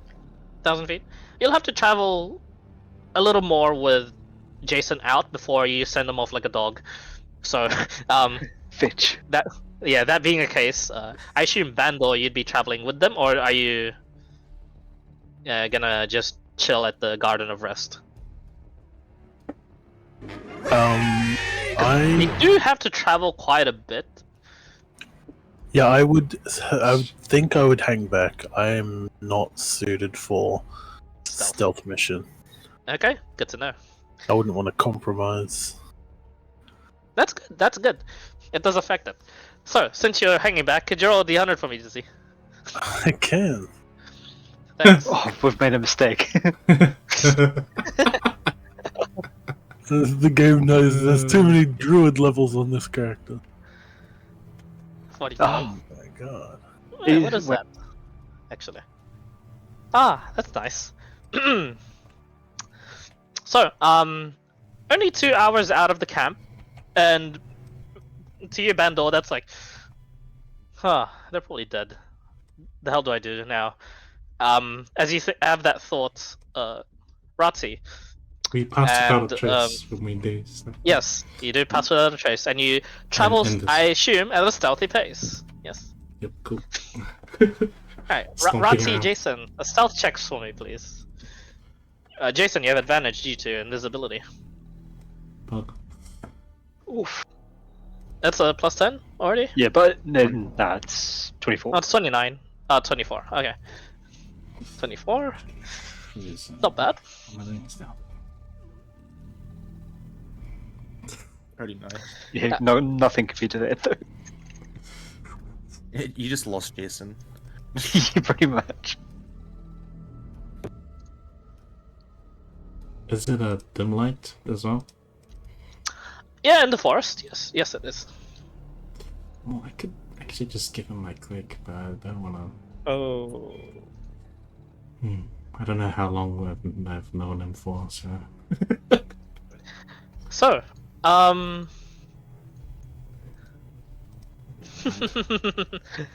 this one is indeed was a bit dangerous. It looks like you see the strange sort Let's of be friends sight forever. of indeed the lucent skinned, see-through, even in death, bodies of the wind panthers, all strewn about by what looks to be 11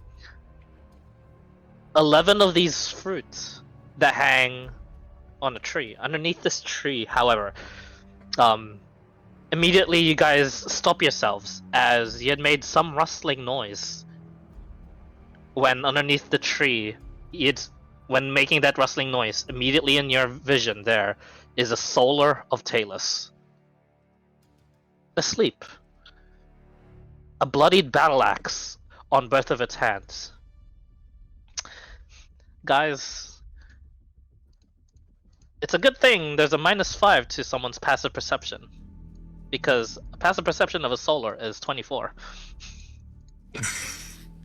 Yeah, when you said solars, I knew this was going to be dangerous. Well, but Rati doesn't understand how dangerous. What exactly is a solar solace? It's like A solar basically- is the is the strongest, is the highest tier of a soldier from any of a god. They are actually Oh. legendary creatures. It's I like believe. CR 20 plus creature. It's They are ridiculous. CR 21. Yes. So if this thing wakes up and fights them, they are dead. That's it. Most likely. These guys are souped up, and you know, if there's enough stunning strikes. Their con saves are going to be ridiculous. What do you mean? Yeah, they are. Yeah, they are like. They're also large angels. They're like. So yes. So, above the solar are all the fruits you would need, plus a bit more for your party to consume. Though.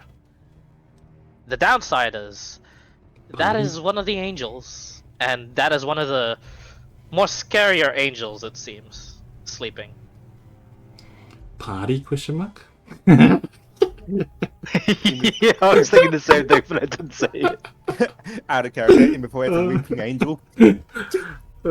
Weeping angel, anyone?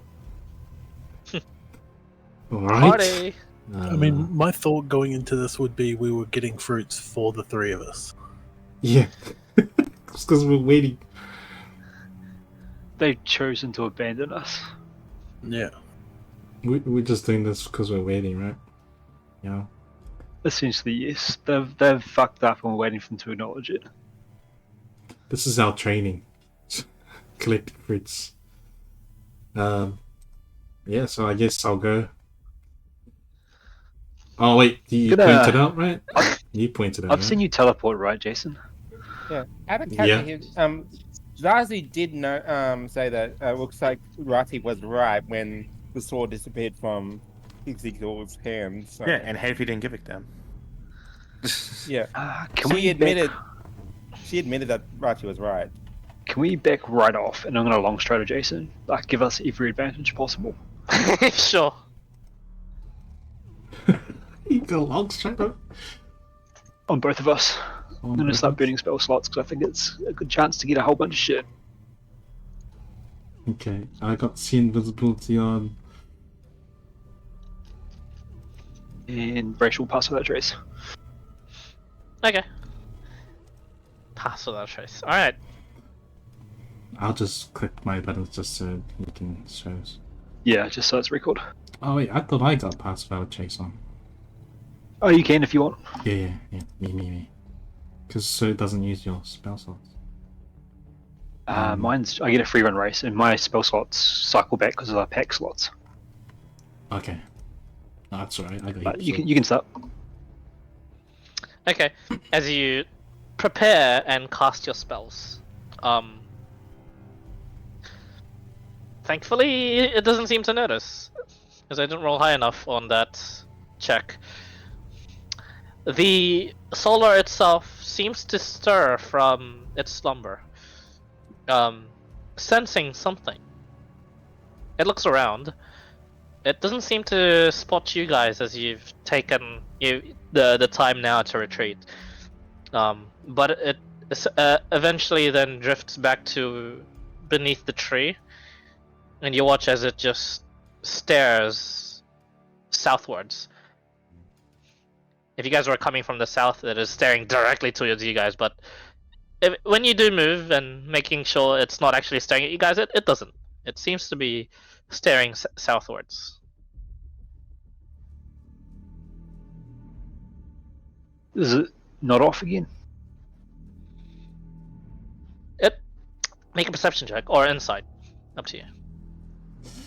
I'll have a look as well. Yeah, I think it'll be up to Jason because I'll be keeping Will back. Okay. 25?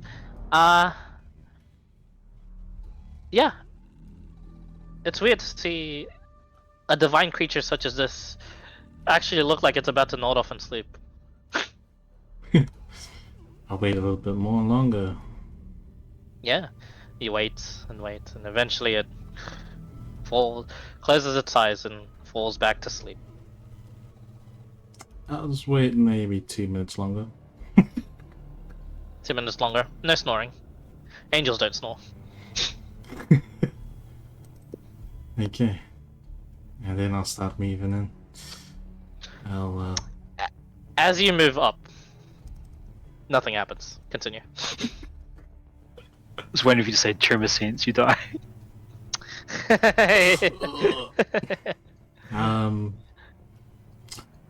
Does my shadow step make noise? Briefly, Becca. It's very quiet. Okay. I'll where's the stuff above his face? Above his head? Is he like?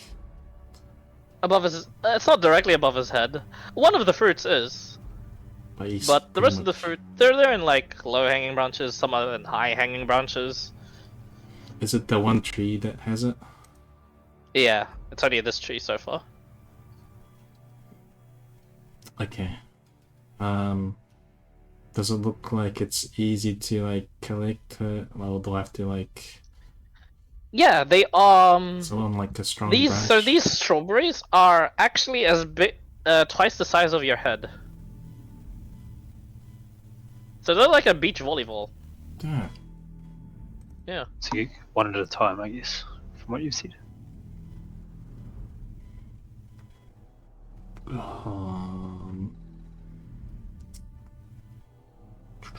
Could I fit one in my bag? You can try. One at a time. Alright, I assume you're on the tree now? Yeah, I guess I'll like shadow step to the top. You shadow step to the top. Or to whatever. Yeah. Yeah. Onto, yeah, a branch Onto a that you branch. can step on properly. And as you do so, make a stealth check for me.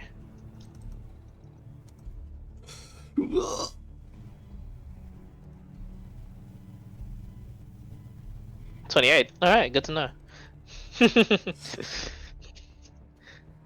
Are you able to fail? You are able to fail this actually. Alright. Good to know. And I'll You collect. Make my way to your There's one you can fruit. try and collect right away. yeah, I'll collect one. Okay. Make a sleight of hand check. Sleight of hand. Yeah. Shit, I should have done this.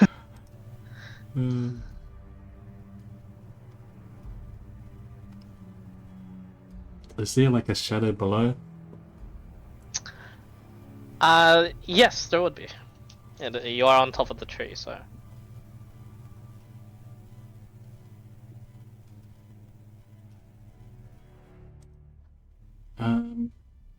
Can I just? Do I have to cut it or is it just ripping it up? That's up to you. Yeah, I use my knife and cut it. Does it like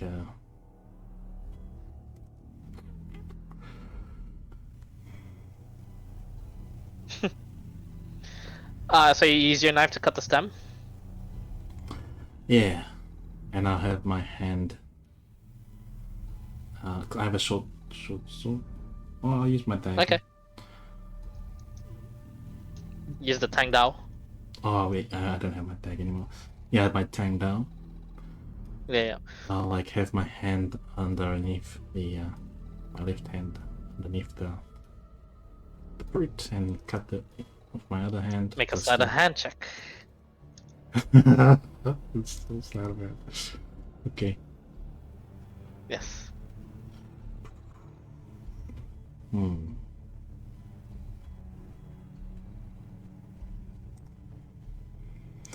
Uh. 14. Well, you cut it and catch it no problem. And you are a little bit off balance from that, so you have to actually brace yourselves by holding on to like the branch before, and there's a Have my like bit of a Whoops. creaking, and then all of a sudden the angel wakes up, tries to look around. Go Go ahead and roll a stealth check for me. You don't have advantage.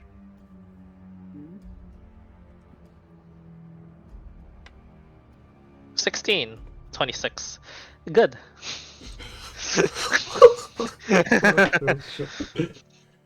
It flies to your level, and you just use the shadows of the tree, as well as just make yourself as small as possible while covering the fruit.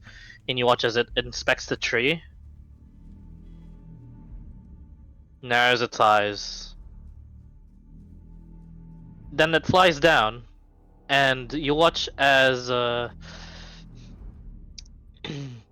it inspects the ground. It seems around the tree.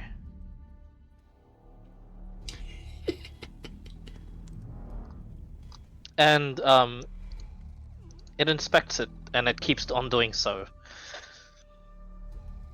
You're stuck there, and the angel is awake. You have one fruit with you. I leave no trace, right? You No don't footprints. leave any trace. It looks like the solar was smart enough to immediately start looking for tracks since it couldn't see you. But it seems to not find any tracks because it passed without a trace. But that being said, the solar is now awake. Do you want to try attempt again at another fruit, or do you want to try and escape? What do you do? Is there enough room to just place it down? On the Or is it tree, like, there would be, but remember, as soon as you place it down, Oh yeah. well, actually, it's it doesn't matter. Does it feel like I could walk with two? Or like run around? Yeah, easily. Yeah. One in your pack, one in your hands. 3 is a bit difficult. I'll put one in my pack, yeah. Okay. I mean, I'll just take my time, just watching what he does. Okay. How long do you take? Don't know how long it's gone past since How long does pass without a trace 1 last hour. for? 1 hour? Okay. You wait 5 minutes, it's still patrolling around. 10 minutes, it's still patrolling around. Okay, I'll like just time it to get one more. Okay. Like when Alright, it's, then when it's not patrolling near me. I'll then give you like- some options in order to take advantage of his timing and do it when it's not looking, or in its what is assumedly a blind side, or doing it as fast as possible without making with the least amount of noise. Decide on which one. So either an intelligence check, the DC is low, or both a perception check and a sleight of hand check, the DCs are high for them. Your choice. You check the timing, you said. So it's either you take advantage of the time and do it as fast as you can then, or do it to a point in which is unexpected to the solar, and basically do it so fast it couldn't see, but with the preparation from your end instead of watching it. So it's up to you. You said a low int check or a So yeah, perception. low DC int check or perception check, as well as a sleight of hand check, and both of them are pretty high DC.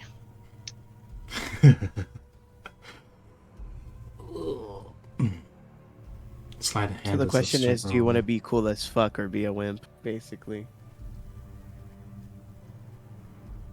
There is other trees, Oh, there are?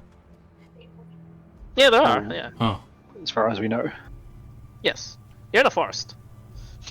okay, I'll go for the big tree.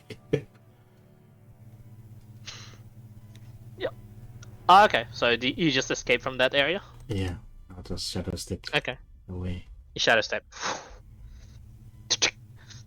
And with that, you're out of there, and you have one fruit. This is 10 pounds. Put in your inventory. The fruit of Elysium. Fruit of Elysium.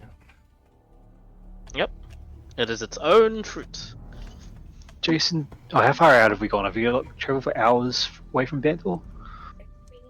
Or is he like 20 minutes walk? A 2 hours walk. Okay. Do I get back to Prati, or is there like a tree Yeah, around? you can eventually get back to Rati, but you have to wait for the solar to actually not fully patrol the area and before fully bailing out of it. Okay. I'll eventually make it back then, I guess, yeah. Mm. And then, What do you want to do, Jason? It looks like he's awake. Should we find another tree? yeah, let's back off a bit more. From my alchemical knowledge, can I enhance the fruit, do I think? Or is it just something that Jason needs to eat? Make an int check. Alchemy or like unskilled? Unskilled it. 20. It's no normal fruit. This is perhaps one of your first We're gonna sweat on it. interactions with divine sort of fruit. There's only one way to find out. It's definitely possible. Or so you think in your mind of minds. But it's safe to say it's a lot safer to just ingest it, as the rower said, and just get the attributes. You can work on this thing. You have a big thing of this, at least, to work with. I don't know about you, Jason. I think we could make it better.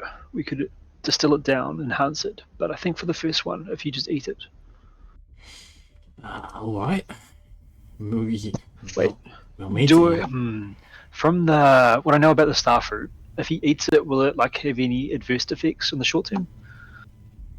Has your character encountered the starfruit here? No, the star fruit from Axel. I've got one. Oh, true. No, there are no adverse effects. They are just strengthened. As for the starfruit, though, it is pretty random. I think. But apparently, this fruit is just a bit better version of the starfruit you got. You should have it now, so that you're safer collecting the rest. Alright.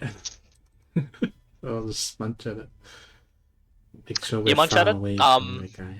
It's delicious, and you can't stop yourself from eating the entire fruit as you uncontrollably just begin gorging yourself on it, and you just you don't bother like stopping. And as soon as he eats it right down to the stem, you watch as Jason crunches. Jason immediately dies. Yeah, you don't die, but you watch as Jason goes to falls unconscious. Yes. I figured this was going to happen. Jason, set your HP to 0. Oh, damn. He is stabilized. Immediately, Rati, you recognize. No, he's just asleep. Wait. You check him. He is looking haggard, as if he had just been through some sort of endless marathon. He looks extremely tired, and he's just barely like breathing. He doesn't look healthy at all. I'll take out a dose of bloom lotion and just smother it all over him. I get to wake him up. Sorry, what was that, Claire? To wake him up. Yeah, and restore health and clear. I can't remember what it did. Clear diseases, poisons, and something else. Oh, that person. Yeah. So The ointment shit. the ointment. I've got that one. 4 doses left. Yeah, 2d4 plus 2 per dose of ointment. Yeah.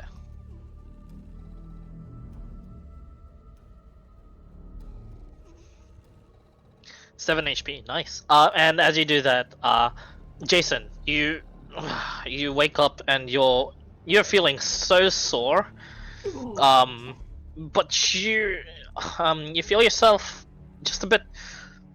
Everything is cracking. It burns yourself, but you feel like your mind is sharpened and your body feels a lot stronger.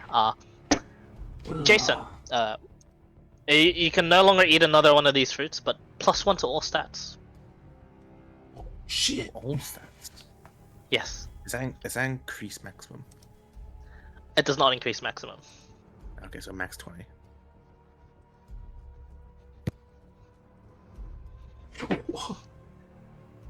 Yeah, you feel like shit though. Like most of your life was like just drained. Yeah, I feel like shit. What happened, mate? What did? What? Oh, I see now. What happened? Power comes with drawbacks. Oh yeah, the fruit, eh? Fuck. Was it any good? Do you feel stronger? I feel like I just need a rest. Yeah. I feel like after I rest, I'll feel like really good. Do you want to rest here or go back to find Bandor and let him know how we're going? Yeah, let's just go regroup for now. What do you think? What do you want to try? It's up to you, friend, but I'm not as sneaky as you are, though I think I have more deft of fingers.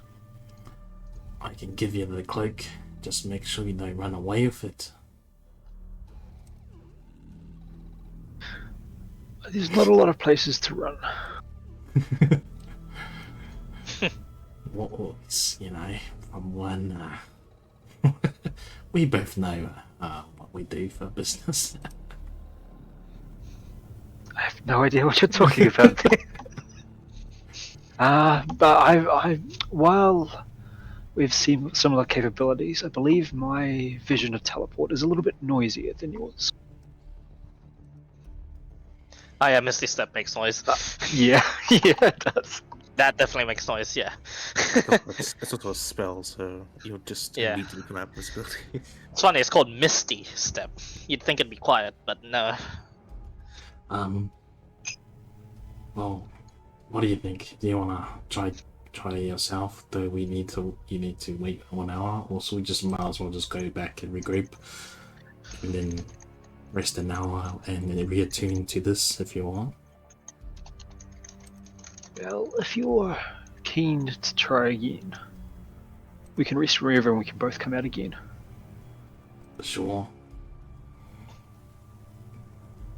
I think we're gonna cycle back to Bandor, give him an update, and head back. Okay. As you guys eventually update Bandor on what the hell just happened there, and looking at Jason now a bit more improved. As we zoom out once more, and we get to the other group. Back to I give him the click to attune to. Okay. Yeah. You can put that in text so I can look at it later and have so Rati gets the click of Invis to do it. You're not keen Goodbye. to click it, Jason? Huh? I just think that your Shadow Step is going to be a lot safer than my Misty Step. Oh. Okay. But I've possibly got better. Yeah. Got better sleight of hand, but with worse stealth, I think. Okay, so just keep Ready, it to you me. can combine. Fusion, huh?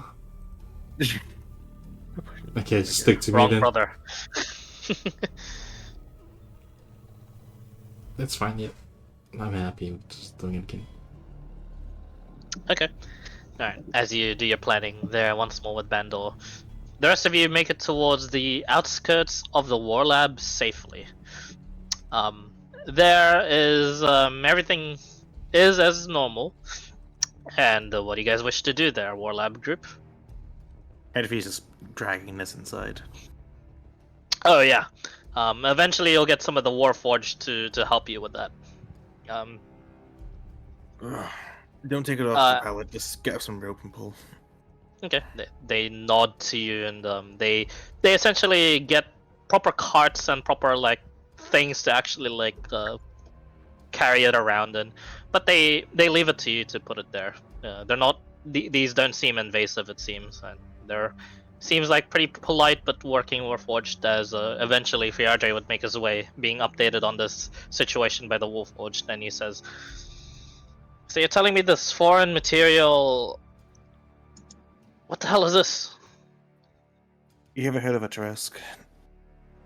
Oh, he just says, "There's like a big O face that he has." He says, all right. Good luck with that. Oh, you're the Still lucky working person to on- be using it. You're joking. I told you Unless to you can't bring handle that it, of over course. there. Now I have to. Admittedly, no, there's no material I can't handle, but the workload is swarmed. Here, how about you might all like this idea? Round up the smiths or whoever's interested. How about I let you all work the molten forge for a day, and you can make something out of this. Weaver is ecstatic. He is just like, can I help, On please? one condition, no dwarves. I said you guys. Are any of you dwarves? You had a look at Ezekiel. He's already got his tools out and then just drops his shoulders, going to the wharf. You're a human. What are you talking about? I feel more dwarf every day. It's a virus, I know. Fiardre actually laughs at this. He's like, "Oh, one of the belts." I see. Hmm. No time like the present then. I've just finished up tuning the finest of the plate upgrades to, and he does like some sort of gesture to empty air, and then out of nowhere you see the golden engine that was bodyguarding Friarde just come out of invisibility. Oh shit. The two great swords and just this looming figure that was just watching over you guys this entire time. And he says, "And that was what I was working on for at least the So- project in which Resengard has apparently funded for me, and is apparently renting out So the is this one bar 2? no, I believe the named one is should be with him. No, I think it was What- left at Wild Wolf. well, wherever he has stationed it, it's there. Wait, left it? Oh, where's the rest of your? Oh, don't tell me. Are they dead? Elysium. Long Elysium? story. Where's Resengard? That was actually getting you to go sending her to get her here. What? You? And he just Looks. he just turns around and just casts sending. He just like writes in the air like some sigils, and you watch him say out loud, "Your charges and your adventures are back at the war lab. They are safe, I guess. Might want to brief me in on what is happening. Cheers, Friade." Stops. Turns around to you. "Can I hear it from you instead? The briefing, everything that has happened so far." I give you a brief briefing. Basically, we got this very powerful sword called Sword of the Endless. Guardian was this Warforge, which actually he's gonna put like the pieces of a Warforge. This thing was. You grab Ash. Oh, it turned to ash. No. Oh, basically, Ancient Defender, this sword that Ezekiel wields, which he doesn't wield now, was basically something we were going to use to kill demons. We passed this trial, went to Elysium from a deal. Half the group stayed because they wanted to for some reason. And now we're here, just coming from a place called. And he just say the name of the. Actually, he didn't got the name, did he? Yeah, I would have everything written down the in my orcs- notebook. The orcs were very sort of vocal about you step into Korashgar and stuff like that. A place called Korashgar. Yeah, An and he just orc says settlement, surprisingly. that is surprising. Friaja just says, And this I is where would got be this showing from, actually. Friarde pictures of what I drew of the scenery from our trip as well from our notebook. Okay. He just nods. Apparently, they cover their entire town in this stuff. It's crazy. That's ridiculous. Hmm. That's a bit of a waste of materials, but if they covered their entire town, that must have been a very very big. I don't even know how big they get. I've never seen one myself. Well, look at this one's tooth. That's a decent size comparison. Yeah, he just looks at it and he goes, "Oof." Like, and that's all he says. He just says, "Oof." He seems visibly impressed. And then he just goes, "I go be creative as you'd like. There's I know a lot of you have been wanting to use that forge, and now it's free. I will let the people I have hired and question that I've trained to use it guide you as to how to use it, minus the dwarf, of course, as per your request," he says towards you, Hedry. That being said, Resengard has replied. She said she'll be here. I'm not sure when it is, and as he says that, she steps forward. You guys didn't, with your passive perception, did not notice her come from behind the group, and she steps forward and she says, she holds up a hand, and even Friadre stops speaking, and she turns around after stepping up, basically shadowing him. There's a bit of like just the dark sort of smoke that comes off of her on her dress and her hair, and she says, "I'm disappointed. What happened to the rest?" They're waiting at Elysium. Oh, there's a sigh of relief. Elysium. Oh, also, apparently there's someone called a throne breaker. If you know anything about that. Sure. She'll make a history check. Why not? Well, That's what she's here for. Couple of plans. So yeah. Yeah, she's probably the only person in this room that there's a chance. History. Yeah, she's proficient. No. 25. She goes, I don't actually know what that is. Yeah, basically it's killing Elysium, and we've been tasked to kill it, but I'm also proficient in history. Should I roll? No, you wouldn't have a chance of knowing. Okay. but instead of going, guns blazing, we decided to just leave, get some resources, came across this orcish settlement, bought some Terraskide.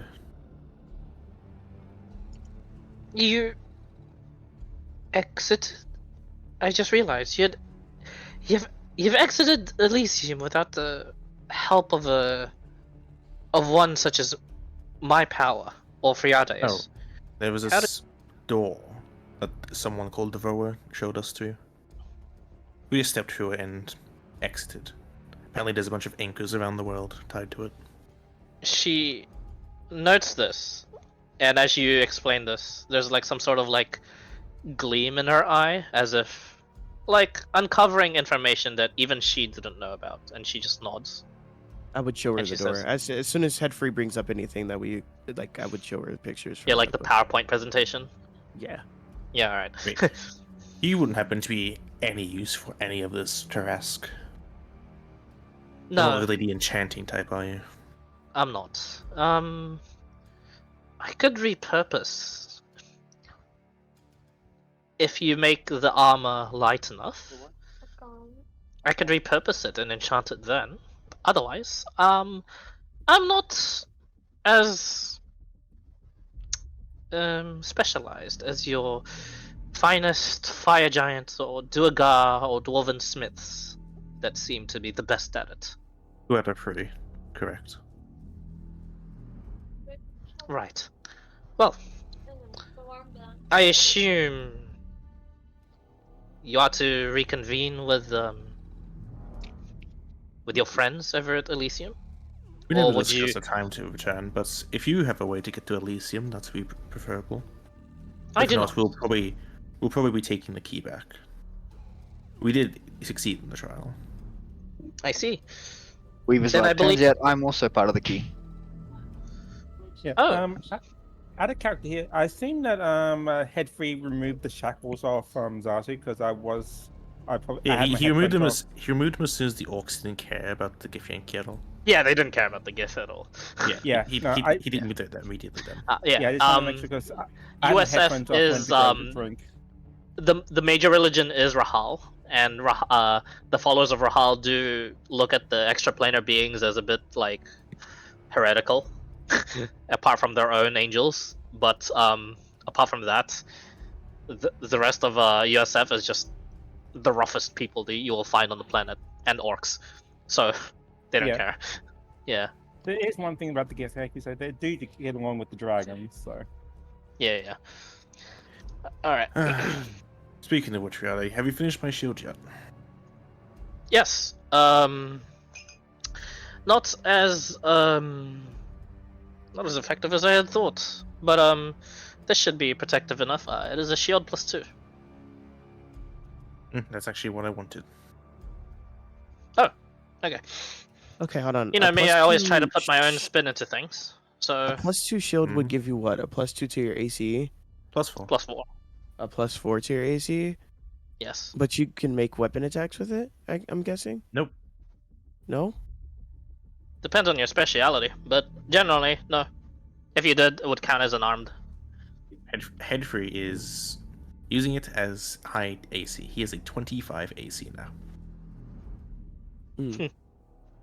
But yes, With my Fiarde eventually breaks off from this conversation and gets back to his work, but Rosengard is just there to.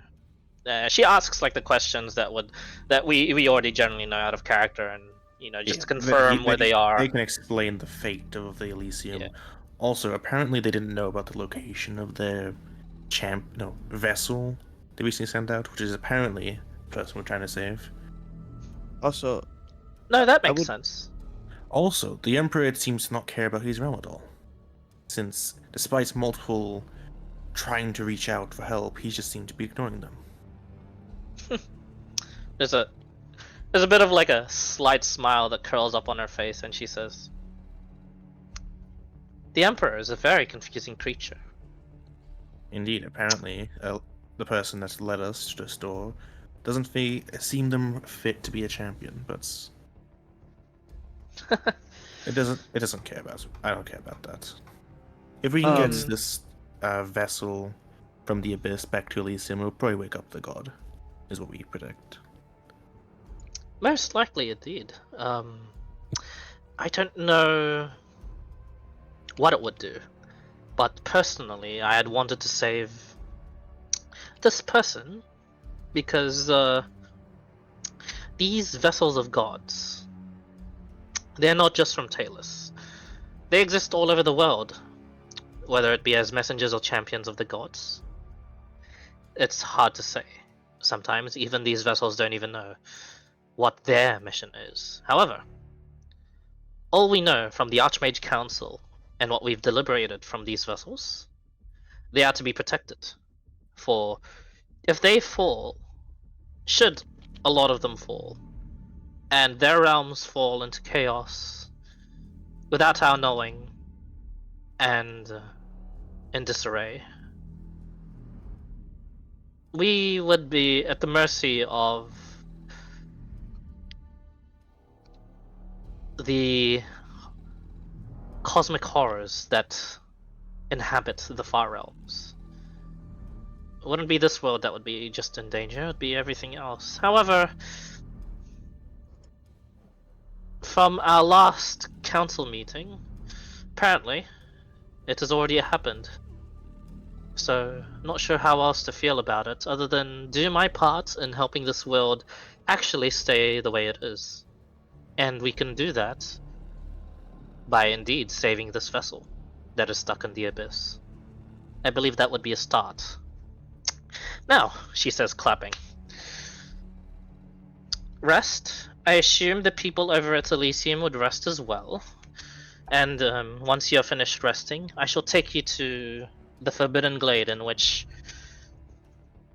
You said you have collected the sword, yes, Ezekiel? That is correct. She smiles. I just don't have it on my purse. I don't seem to have it on my person to present it to you, but I still feel connected to it. I feel it as well. The Sword of the Endless is now one with its chosen. And as the chosen, the information that I had withheld from before, it is your duty to uphold whatever oath he had promised to Talus or whoever it was that you talked to. Fighting back Perhaps- the invaders of Elysium. So we get I kills see. Thronebreaker, who, by the way, apparently has an undead Trask on losing control, so that should be fun to deal with. Under Trask, this should be impossible. But You should know that anything is fucking stupidly possible in this world. oh, I was about to say the same thing. That's true. Undead Tarask. What a waste of resources. What a waste of power. Well, No, speaking of resources, do you have... Apparently this person has ethereal chains that straight into mana from the realm. Do you have any way that we can just cut these chains off easily? she looks at you, then Kaid, then Weaver, then each of you individually. And she just shakes her head and she says, why not just directly kill this creature? Because apparently this creature has the ability to fend off all the guardians of Elysium, including that sword, which you can just deflect with a cloak. Well then. Oh, would you like the good news or bad news first? Bad news. Get to the point. We're just gonna chuckle. She says, smiling. Bad news. I may have to take part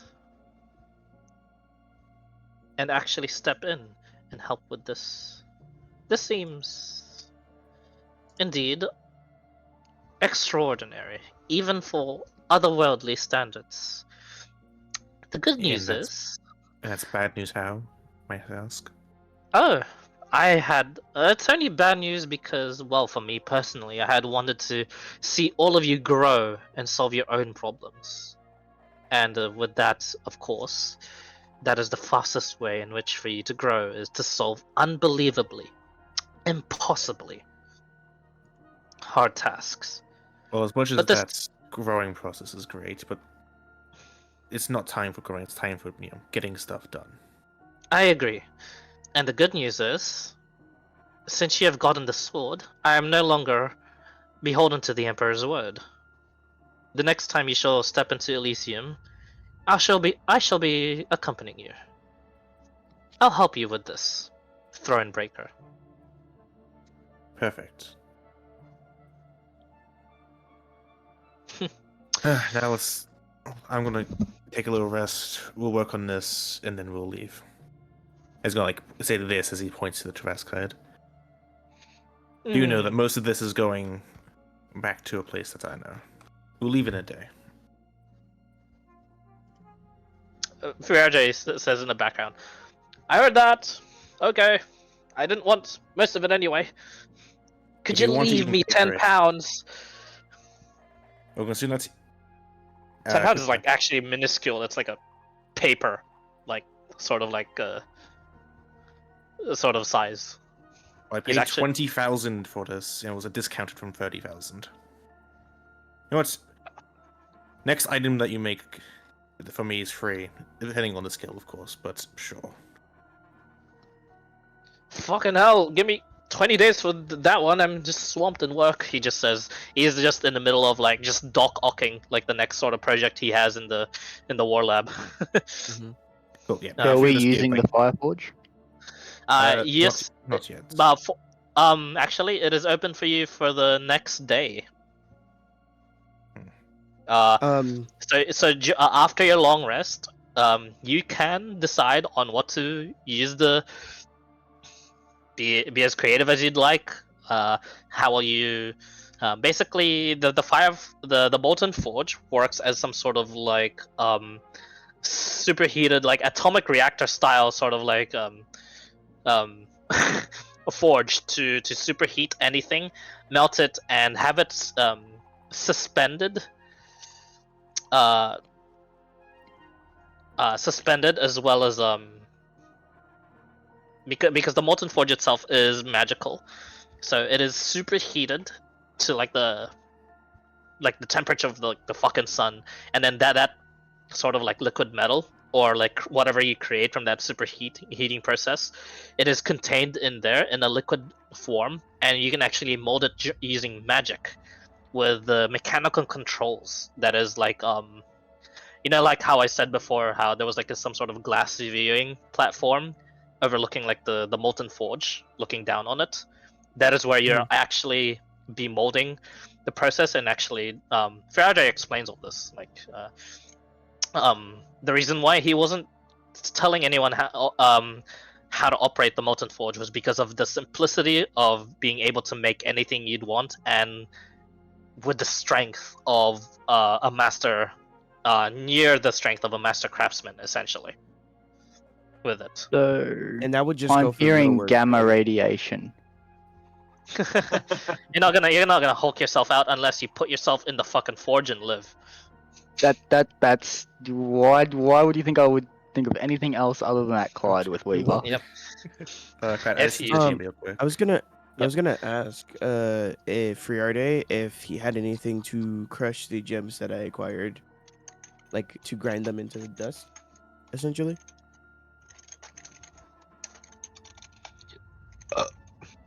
He does. He has jewelers kits as well as Warforged that is entirely their job to actually just crush gems.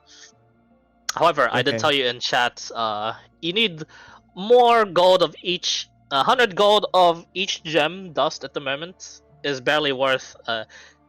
That's not much dust to work with your project. You probably need. I'll give you a goal now.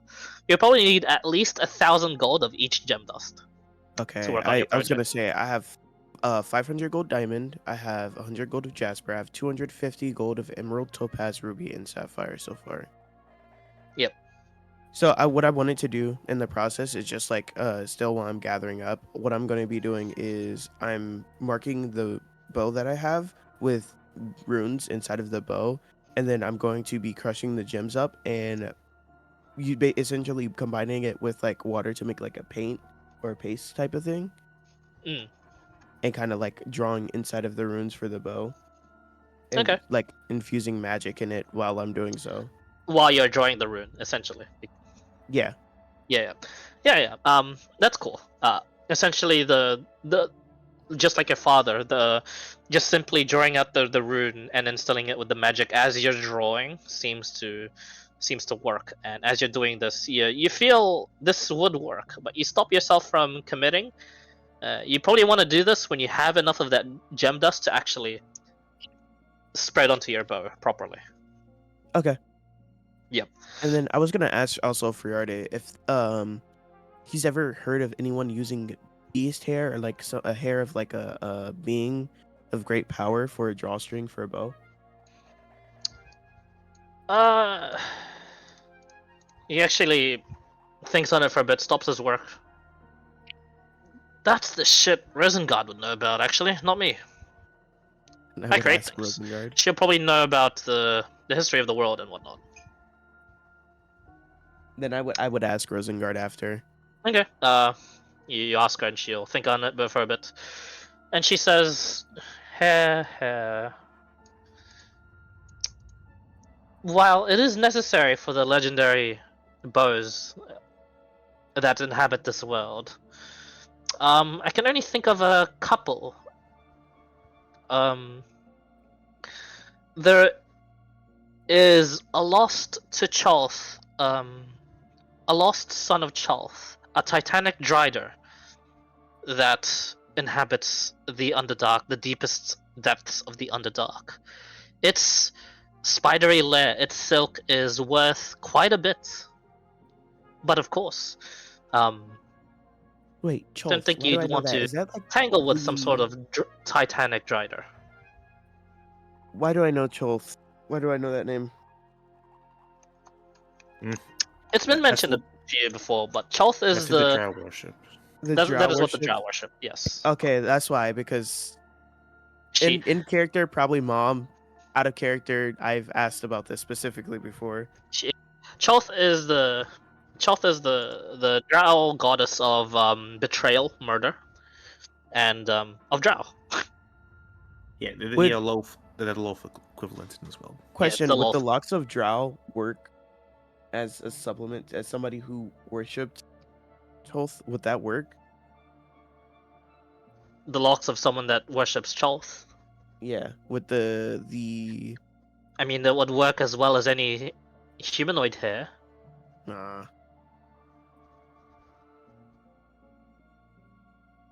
That's a bit dark. Don't go around killing people just for their hair. Who said anything about killing people? You make bargains for people here. Right. Do you see me as If you a want, you murderer, can take my Rosengard? hair. Right. She walks away. I feel like I just made the worst impression with Rosengard Jackson. Or sorry, Weaver. I'm literally about to attempt to more than likely dive into a fire forge. Yeah. Oh well. Okay, right. First thing you need to know, this stuff is gonna put all the hard Tarask hide. No one's touching this.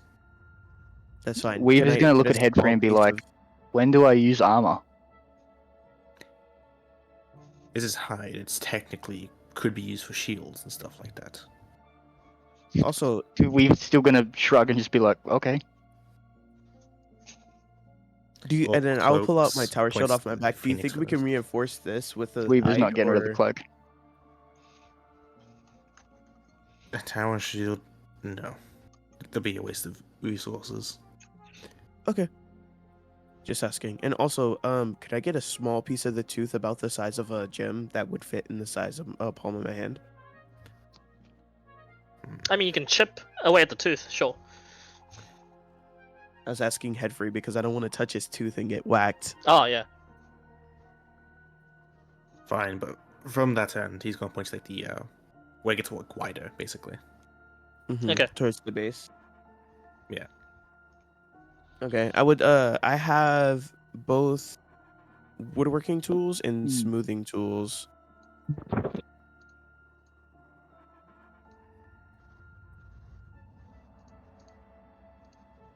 So I'd just chip out a piece about the size of a Perfect. Small Let's first try a lighter armor. It won't take as much. And we'll try mixing some metals with the hide. Okay. So you have at your disposal, iron, steel, 30 pounds of mithril, and 40 pounds of adamantite as well on the side to work with. Fiadre has given you guys actually raw metals to shape into alongside the Tarask hide, should you need to. But it looks like, judging from the toughness of the hide itself, you could even make, if you want, for use, for actual arcane smithing use. Fiadre does recommend this. The hide is strong enough, even the normal hide, not even the hard hide. The hide is strong enough that if you can just put it into the forge and make Tarask ingots out of it. Should you wish.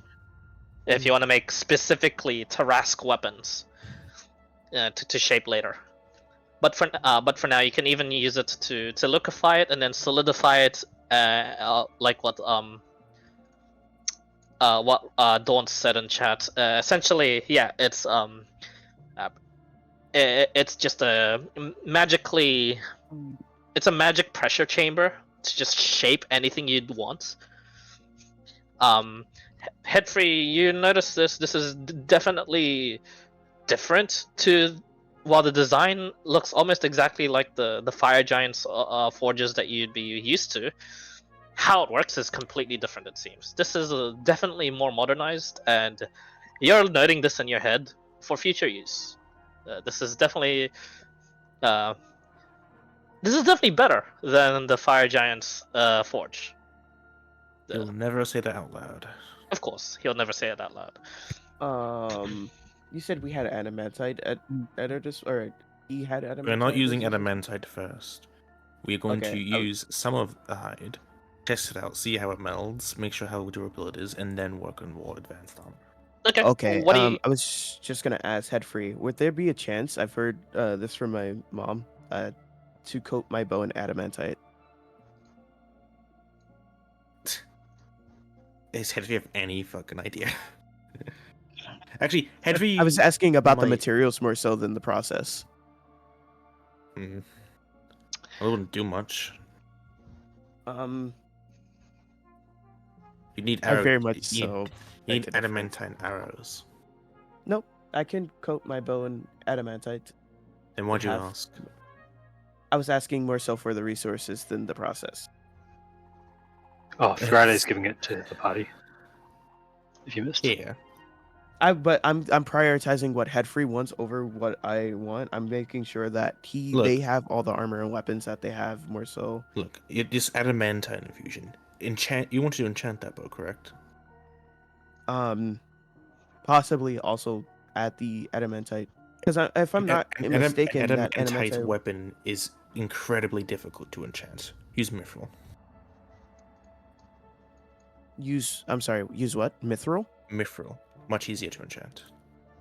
And what is the differential properties of the mithril to the adamantite? Mithril's extremely easy to enchant. Adamantite is not, but if you want to shoot a door, use adamantite. Okay. So adamantite better at attacking inanimate things. Mithril better at attacking animate things. You remember how I used that to maul to break one of those ice walls? Actually, I don't. I only glass heard the walls. story of that. I was trapped in a fire tornado the entire time. Thank you for noticing. Then why'd you walk into one? But Salty, not even once. Fair. basically, adamantine's used more for like a siege. But if you're sick, you don't want to shoot a wall with your arrows. You want to shoot people.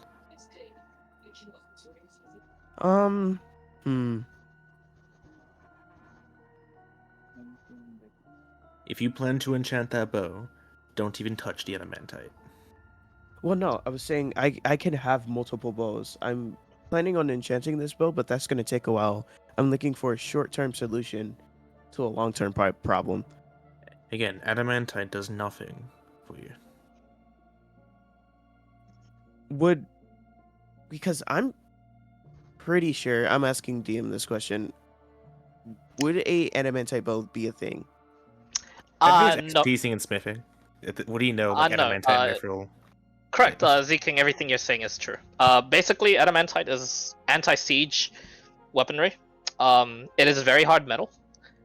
It is generally not metal that is malleable, so it does not fletch, and it doesn't bend, because a lot of the power from like a bow comes with the flexing of the arms. snapback, the snapback of the bow itself into shooting when you draw the string fully and then snaps the string back in place, the bow bending and then bending back into place accounts for that. You'd have to have like 20 strength to bend the adamantite bow back. I was thinking more of like, you know how we have modern compound bows? Yeah. Composite, you're Wills thinking? to So for the composite bows, you just want to steal bow that composite bows exist in this world as well.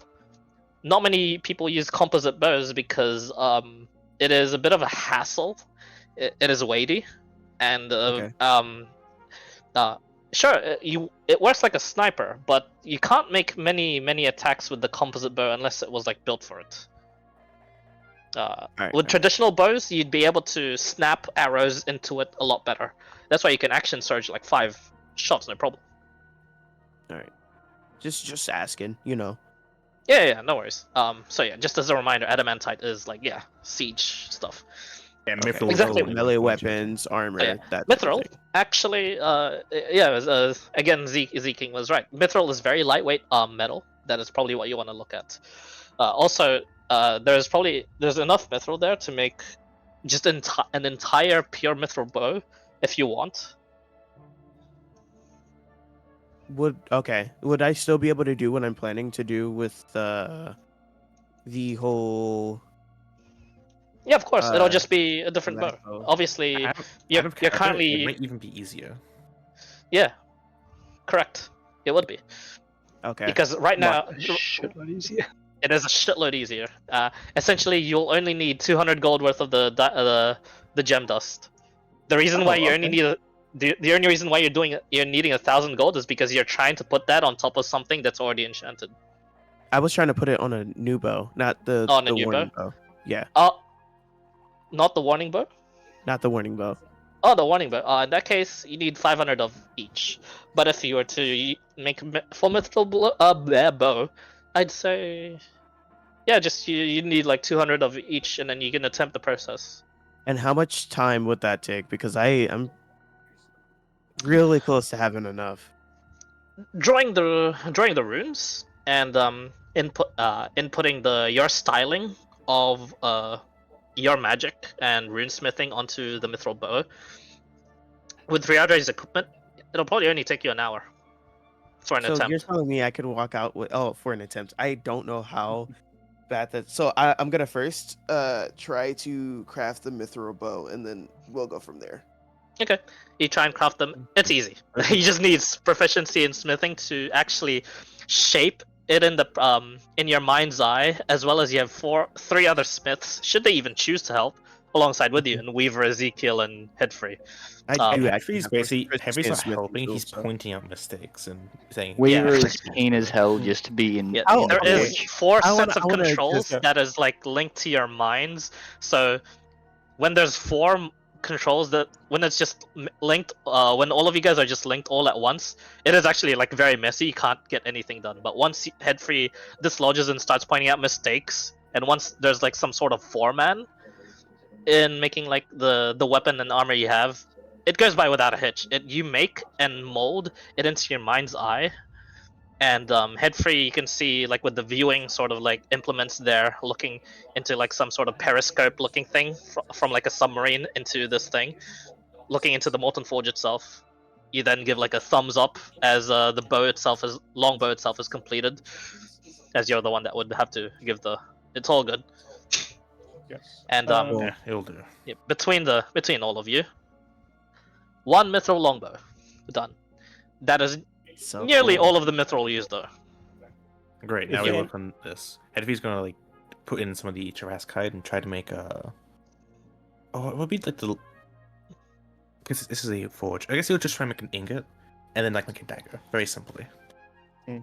This may be Good. insane to ask. You but- actually needed to check if you wanted to make it straight into a dagger, but since you went first into ingot, and then you take it, I assume you take it out and just craft it into a dagger yourself. Also, Easily Shannon done. was You don't need to make a mentioning- check for that. You now have a Taras dagger. That's a +1. Is it considered magical, or is it like a +1 without being magical? It is actually considered magical. Okay. Yes. By the way, when we were crafting the bow, I say that I made sure to like put like you know how in molds they like in sometimes in metal they'll like do what is it called when you like stamp the shit onto the cow when it's hot? Maker's Mark. Brown. Yeah, make it Like a brand. Like a brand. Yeah. I was branding or like imprinting brands into the Maker's the Mark and mithril. indent. Yeah, Maker's Yeah. Mark, doing the indentations for the runes inside of like the bow handle and going up the curvature of the bow. I forget what it's called. Limbs. The arms or limbs. Yeah. Yep. Yeah. Hmm. I'd say that's 1 out of 5. I'll give you guys just 4 attempts at making stuff, and then that would be the day. That would be after then Rosengard would collect you guys. This is after. By the way, this would be after long rest. So those of you at the War Lab, you may complete a long rest. Yeah, Heavy. Nice. Would I be able to make a if there's I enough wish- of I anything? wish I did it of before. any other No, materials? jokes. What was that? Can Sorry. Oh, one at a time. I- Zazu. Sorry. Yeah, I was going to ask, would I be able to make a better Why can't I hear rapier Zazu? since my current one would have been, worn out from all the fighting especially against the Warforged. A new rapier, you said? Sorry. Yeah, if there is enough materials, that is, to make a new rapier. Okay. The other smiths. There's definitely enough material, but you'd have to. So, verdict other smiths. Zazu wants a rapier. What do you do? If you guys say no, I'm fine with that. Yeah, Fine. it's a smith's decision. So yeah. Yeah, Headfree will attempt just to make it for them. Okay. Since- It's been a while what do since you? Headfree's done this. Yeah. Using the Yep. he's gonna make it from the Straight from a Tarascan good as well. It's been a while since you've actually made a rapier actually. So go ahead and make a smithing tools check for me, Headfree. I would. I assume you're the- the one helming this. Yeah. What stat? Strength. I would. I Upstrength? would help him guidance or whatever it is for the. Yeah, you can guidance. Yeah. You wouldn't need it. Much. Zazu, you for the finishing touches of Headfree, you guide him to.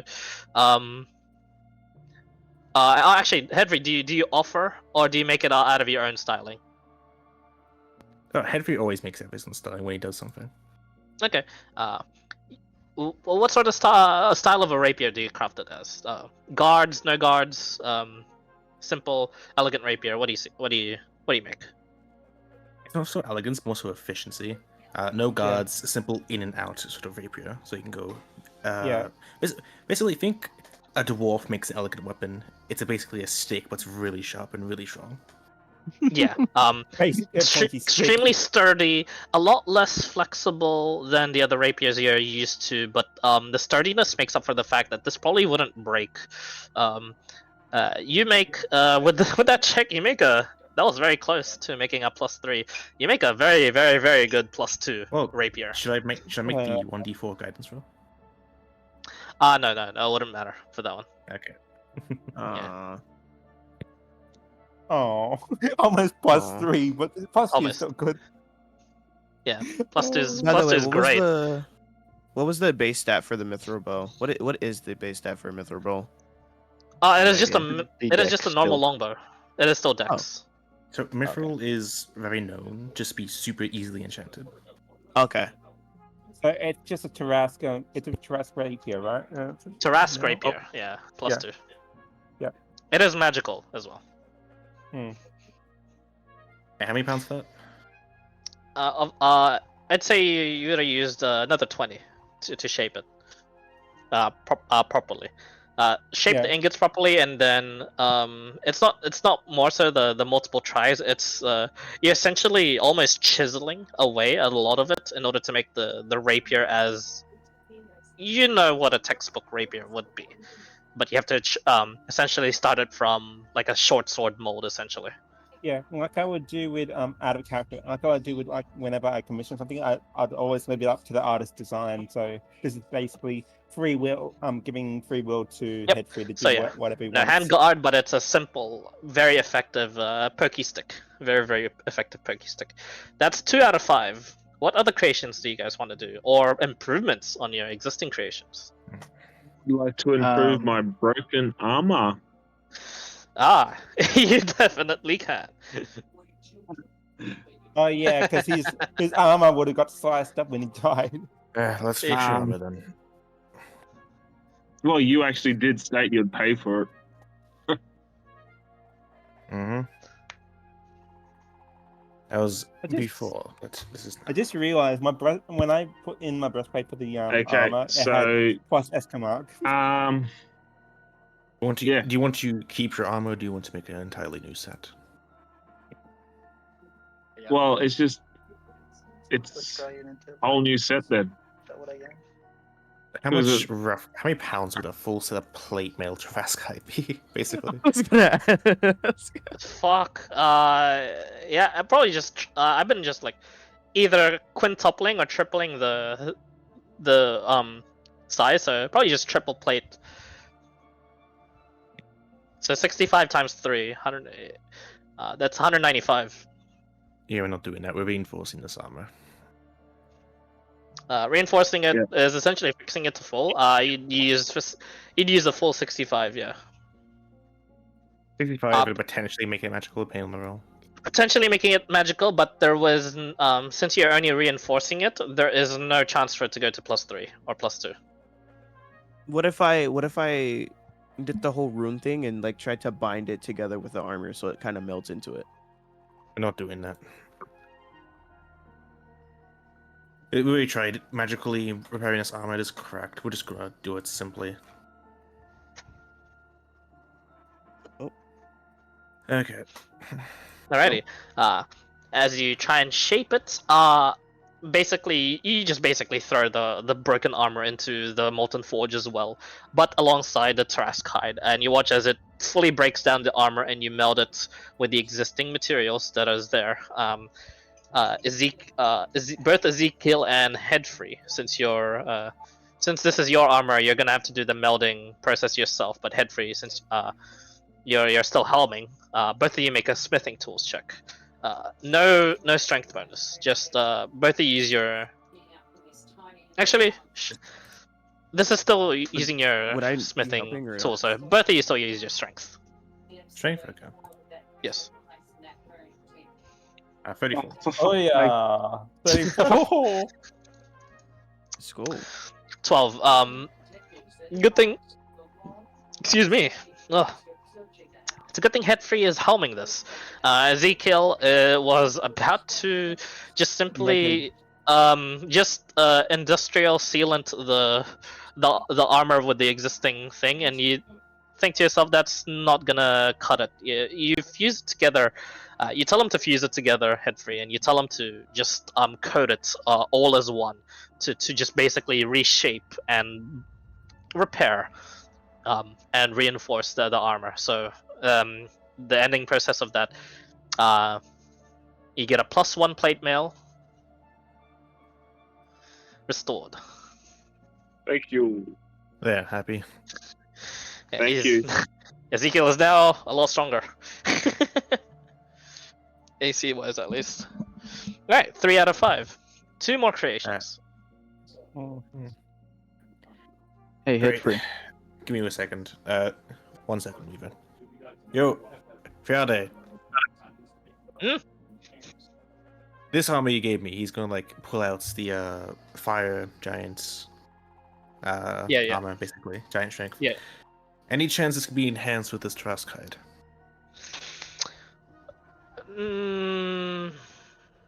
Thinks on it a bit, does calculations in his head. Just actually talks to himself for a bit. First sign of yeah. insanity.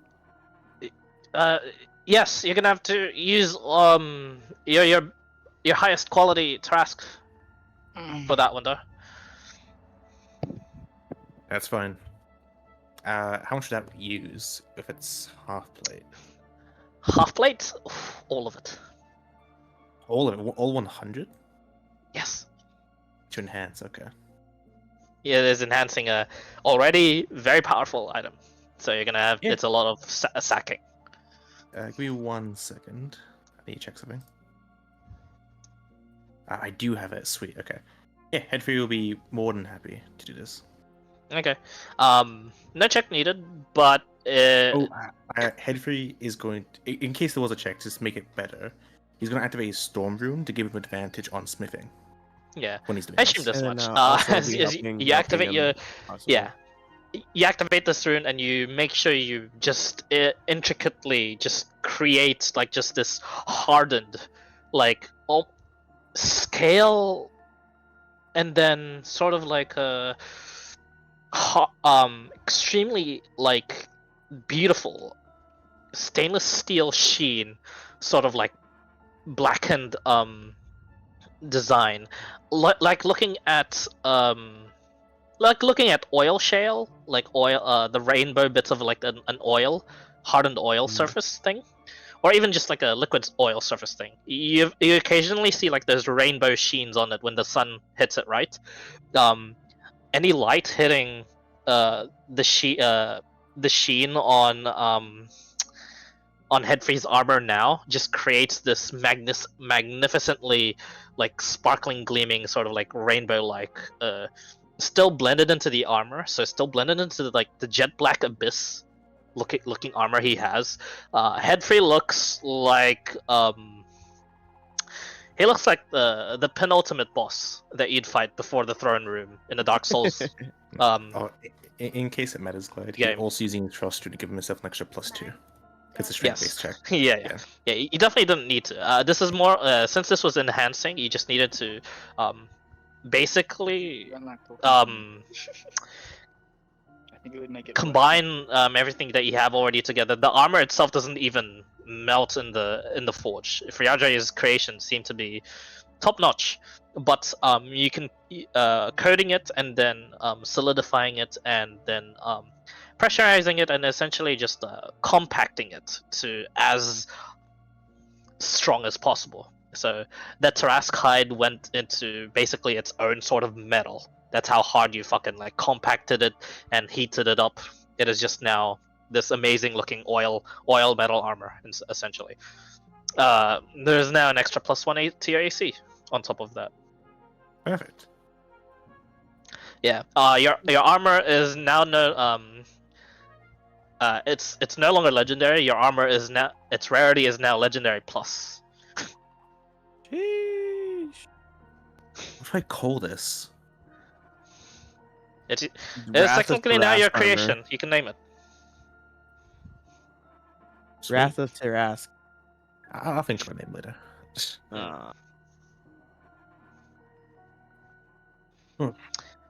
Anybody else No, this- need anything Lots of crafted? Tarask mention this. Weaver. You Alright, wouldn't see this. You wouldn't see this on a dwarf. I'll tell you that. Sure. Weaver. 5 out of 5. Yes. What is Weaver's? Weaver would ask Hedry, what's your plans with the tooth? Not sure yet, but it's not like the hide. So if you're going to try smithing something into it, I can't help you. Damn. What's it called? Correct. Hedry, It's probably not a good idea to chuck the tooth into the forge. Might disintegrate. do you mind if I use it for arrows then, Hedry? Oh Use no, some it's of still incredibly valuable. Oh, okay. Follow-up question: would you happen to have about 100 gold worth of jasper? I'll pay you for it. No. Why would I Oh. carry around Jasper? Just seem like the type to carry on stuff that you would be able to use. I would have sold it by now. Truth be told, that is very, very true. Weaver's gonna look at Hedry and go, would you be willing to help me forge a new Kopesh? Fine. Head feel like always sick of smithing all these things. Untrue. Headfree likes this. He This likes is it, his but he hobby. also hates it at the same time. It's like it's Yeah. 50-50. He's like, fine. Yeah. This is the first time you guys Focus on actually all of see Headfree strangely passionate about this, about anything. He's extremely helpful, it seems. Although crass and definitely insulting you at the same time. Extremely helpful in his like guiding processes in just the smithing and whatnot. And with this one, would we expect anything else from Hedry? Right? not really. No. What materials are you planning to use? Mostly Tarask as well, or Yes, a mix? if Hedry agrees He to it. wanted a new Kopesh. A new Yes. Kopesh. That's it will use up quite. Actually, no. I don't know wait. if I can reinforce or enhance my current one because I've asked about enhancing And it was something that's very hard. already been. Correct. Yes. So Yeah, we probably need the hard fast hide to enhance it, I'd say. Yes. yeah. But it's been used yeah. up, so. All right, Weaver. If there's I'd like any Yes. Ezekiel, did you use the mithril to? The metal has been used to make the bow. You said there was a little bit of left of it. You said it used most of it, not all of it. Yes. 5 pounds of mithril left. Yeah, it's not enough for a Kopesh to help Does with it. Hedfrey know if he like infused the mithril with the Tarask hide into a single ignite, then mold that into the Kopesh blade without doing anything? You can certainly try. You wanna give that a shot? Because I don't know, does Henry know like mixing metals is probably a good or bad idea? Because I don't know in real life. Generally, It depends on what kind of alloy you're trying to make. correct. Because some metals actually need to be created by fusing two together. Yeah, Yes, just like I was copper, about to iron say get steel. That is, steel is usually a product of an That's- alloy, and an alloy is usually two. For lack of understanding it myself, IRL, as far as I know, it is also two metals. So An alloy is not just two metals. An alloy can be a mix of a number of metals. Yeah, Yes. two or more. It just depends on what the alloy you're trying to make, and that ends up Yeah. being your DM's discretion in this case with this alloy. In Yeah. that case, And- fine. Let's. How about this? We use the remainder of the mithril, add in some hide, and then make the blade from there. Can you log out in 30? I would also be helping, but I would ask Weaver specifically if he would like me to ruin the blade of his Kapesh or the hilt Return of to his me my Kapesh. Yeah. Sorry, guys. Okay. What was that? You're good. I was gonna say, Headfree said that we're gonna try to combine the Tarask and the Mithril, but Kite's gonna ask if you want him to add any like runes to your blade, as for like protection and to enhance the fire capabilities, or try to. Actually, Clyde, has mithril in the past? Hedry's probably worked with mithril a few times, not a lot, but a few. Has he ever combined mithril with anything else in the past? You probably haven't. With the same sense of sometimes two metals make a ship metal. Oh yeah, Dawn said that too. But yeah, you didn't Yeah. you didn't generally risk it back then because Yeah. I don't think this is just me speaking. I don't think Headfree would be the gambling type. He's not, So- but this is a Tarask hide. And he, It is. This is actually he wants- something new, so This is, you this can is uncharted experiment. territory for a lot of It people. is. So. It is indeed. But yeah. Weaver's happy to take the risk. He leaves it up Yeah. to the actual skilled smith. The stuff I said Mhm. before is out of character just from Remember, real this is life something I've knowledge. never worked with before, so we're gonna try something new. Weaver would also know that knowledge. Don't worry, Callum. He's Maybe not as in depth as what I do from. Yeah, it's So not, it's Weaver, not is as that a in yes depth, or but no on the he'd know runes? it. Yeah. Yeah. Also, I'm going to ask the it- other smiths, would would carving the runes help? He's going to look from Kaid to Headfree. So I Back don't again. bother with runes. And you can describe rooms after the work's finished. Yeah, Sounds no, good. definitely. Afterwards. Okay. And even then, I don't know what runes he does. He's a permanent type. Mine, I can sort of engrave magically. Okay. Well, let's just... Yeah, Weaver's happy to help you guys with the forging process. Okay. Any way that he needs. Weaver is not proficient with smiths. No, smithing. so like, unless you guys actually need him to, he's just going to be there to like ferry it- buckets or... Okay, Oh, yeah. Weaver Yeah. still has to be the one to shape it to his form liking, so you're actually taking I will care of the give him controls. guidance. Oh, Yeah. God. Please tell Guidance. me Headfree's helming this.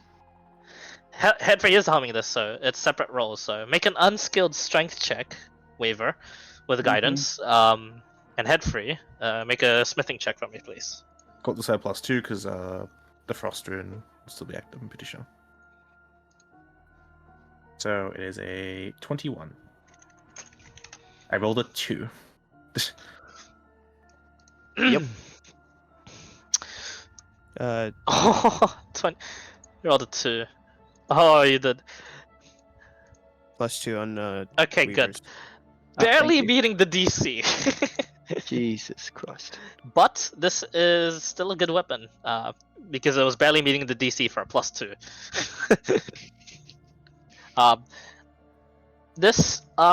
However, at the ending of this isn't exactly like the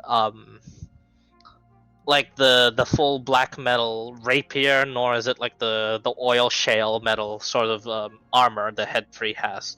Mixing with the mithril, there seems to be some sort of strange sort of power already in it. Zazu, since your race is very attuned to magic, that experiment Headfree just did seems to have worked.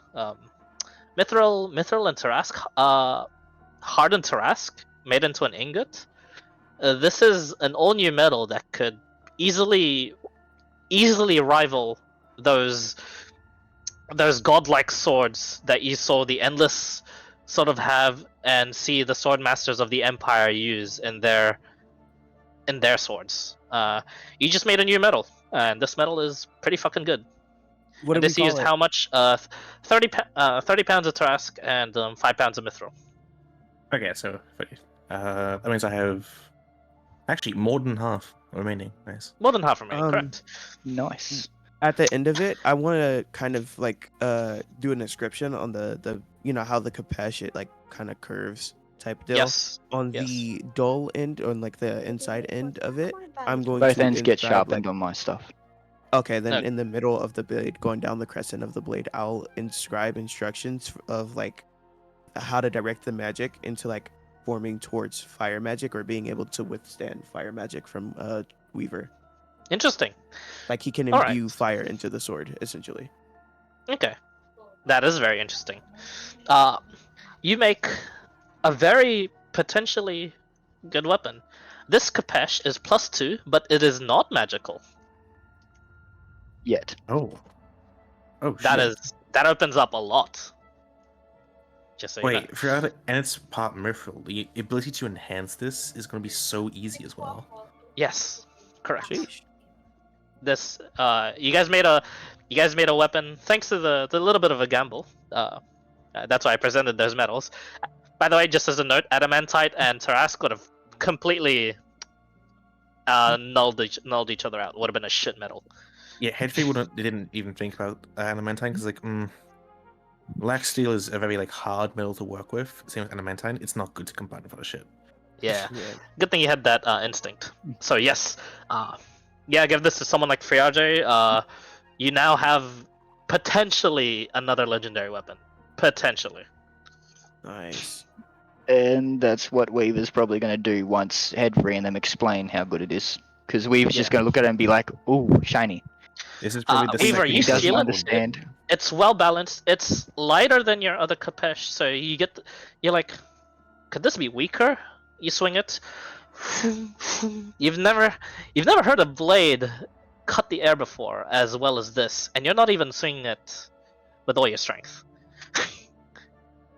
Yeah, job well done. Nice.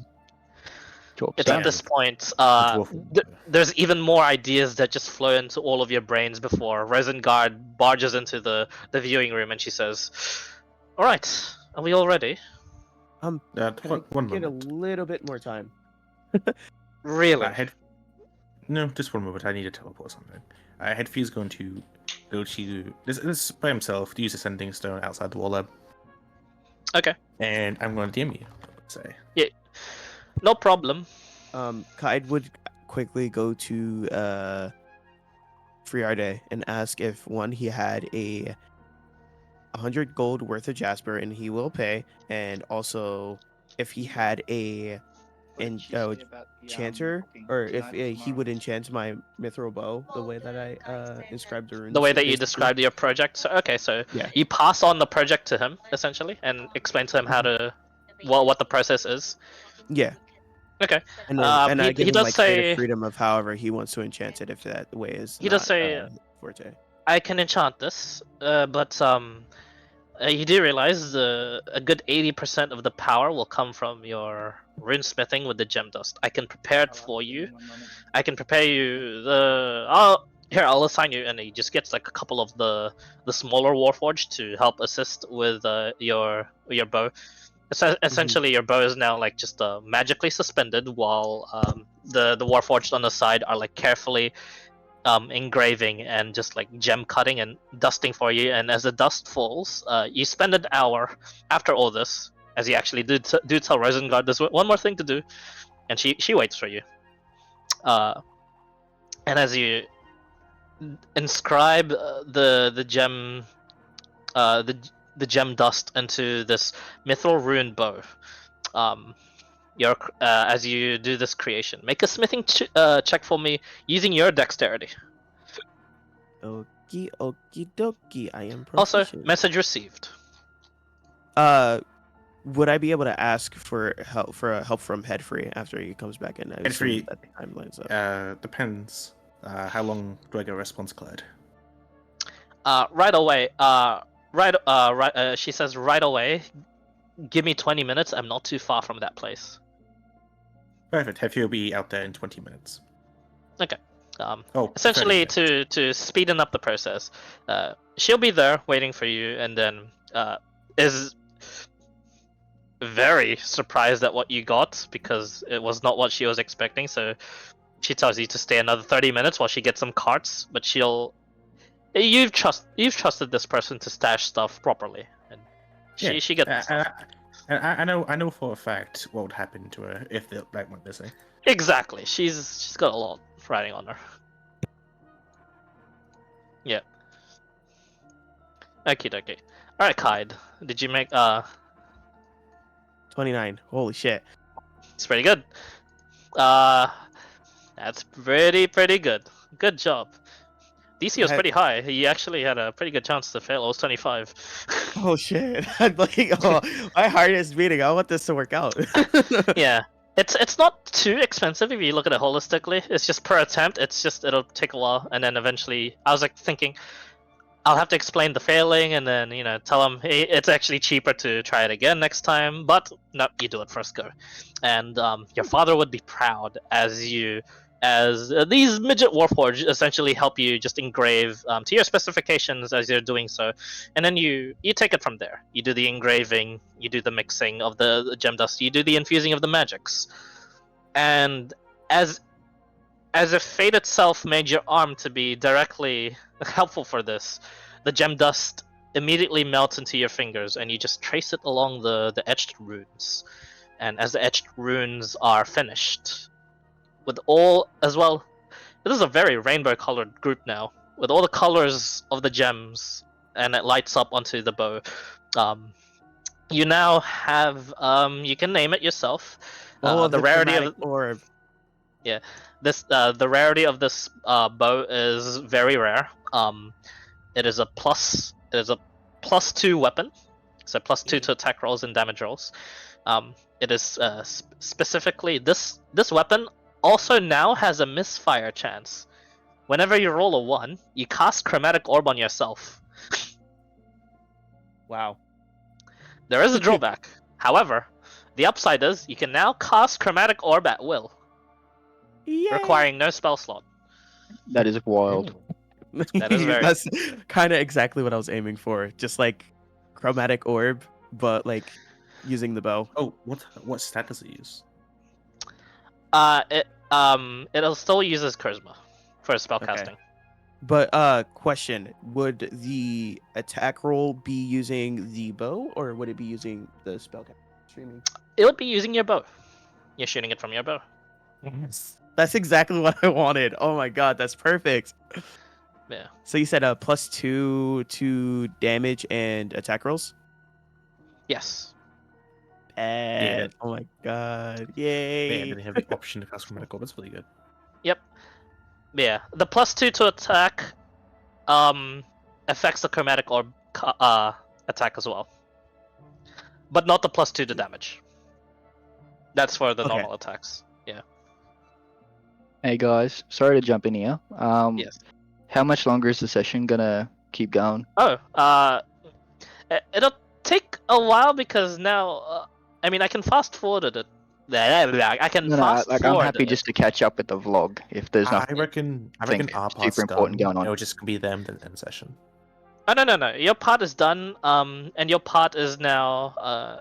I mean, I can fast forward it. Rosengard will get everyone, and then we'll eventually, alongside the legend lore, we'll actually brief Ezekiel that Ezekiel can still use some of the sword's powers, just the ones that don't actually involve attacking. So, Ezekiel, you can actually... Do you use the sword effect of the garden? Yeah. Okay. Alright. I've got an appointment over here, that's all. Sorry, guys. No problem.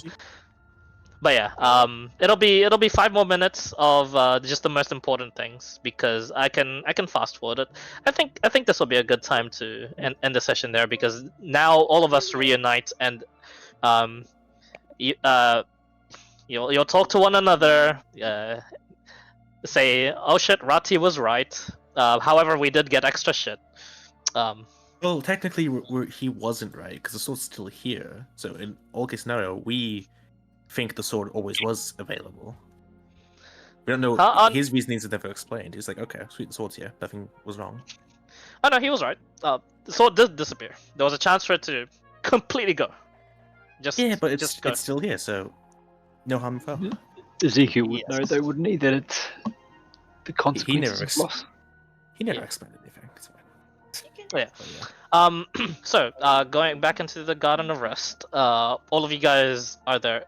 Rosengard would brief you guys that she would help you confront this throne breaker at least. Going on from this here forward, what do you guys want to do as a group so I can better prepare for the next session? Are we going straight to the throne breaker, or are we fruit hunting? What are we doing? I think Jason and I are going to grab 2 more fruits. Yeah, then we do at the start of the session since we'll be a while. I can do the 2 more fruits on text and just roll to see how lucky you guys get. Also, along the boat ride, Headfield, when he waits for the boat and stuff. There's no boat ride. You guys, as per the effect of Ezekiel's sword, his sword teleports directly to the Garden of Rest, which is where these guys are at right now. That's why the rower railroaded them here. I guess as much as soon as. Yeah. Headfield spent the hour as they're traveling, I guess, to attune to his armor. Okay, so we attune to your armor. Yeah, attune to the armor and unattune to his ring of teleportation. Yeah. Okay. No problem. Zazie would join for the fruits. Cheers for the night, guys. I'll catch you next one. Yeah, I'm just gonna do just utility with these guys, and then they'll let me know what they want to do in mass. No worries. I'll watch the VOD. All right, cheers. All right. All right. Now that the 5 minutes of very important stuff is out, we can keep going with the session. Essentially, there. Rosengard is there. And all of you guys are there with her. Is there any sort of preparations from the garden team that want to, if you want to do anything? What do you mean, we're all together? When, I'm by myself, aren't I? Oh, actually, yeah, for now. That's right. I'm at the garden, and then those 2 are 2 hours away from. They are, but they came back actually. Yeah. Do we have time to come back for a second time? Where are we? Yeah, you do. Yeah, because these guys took a long rest on the other side. So, at the end of the other thing, Dizzy, they actually said they went back to the Garden of Rest to short rest. Okay. Yeah. But after that short rest, you guys go out for another one. Yeah. So you did probably find us all pretty fucked up and resting. Probably. But let's see how lucky you guys are in terms of that. Roll a D100 for the next fruit. Whose turn is it? Friendly, surely. Yeah. Friendly D100. Oh, is it? Fuck, okay. Have I done my D100 yet? I don't know. No, not. They do it for themselves. Yeah, because they're their own group right now. 65, almost 69. Fall off. That's pretty good. This tree only has the 1 fruit, but there's nothing around it. And then you remember the rower's words. There's probably something around it. Alright, Jason, same plan. Visible, paths of trace. I'll get ready to back you up. What? Okay. Make a stealth check. Wait. When I'm not near them, so that I won't be able to. Oh no, you're not there. Yeah. Oh, nice. 38. Oh, nice. 20. Yeah, 38. You're at the tree. Now, over by where the fruit is, make a sleight of hand check. Sleight of hand. 10. You stumble a bit. You try and take it. You take it off, but you lose a bit of your balance. Make a dexterity saving throw. Dexterity saving throw. 20. You catch yourself. You don't fall directly on top of an invisible wind panther. However, you make a lot of noise with the rustling and the and saving yourself. And as you sense some of these creatures wake up, and then you hear a growl, but you don't see anything. And neither do you, Rati. Rati, make a stealth check for me as they patrol your area as well.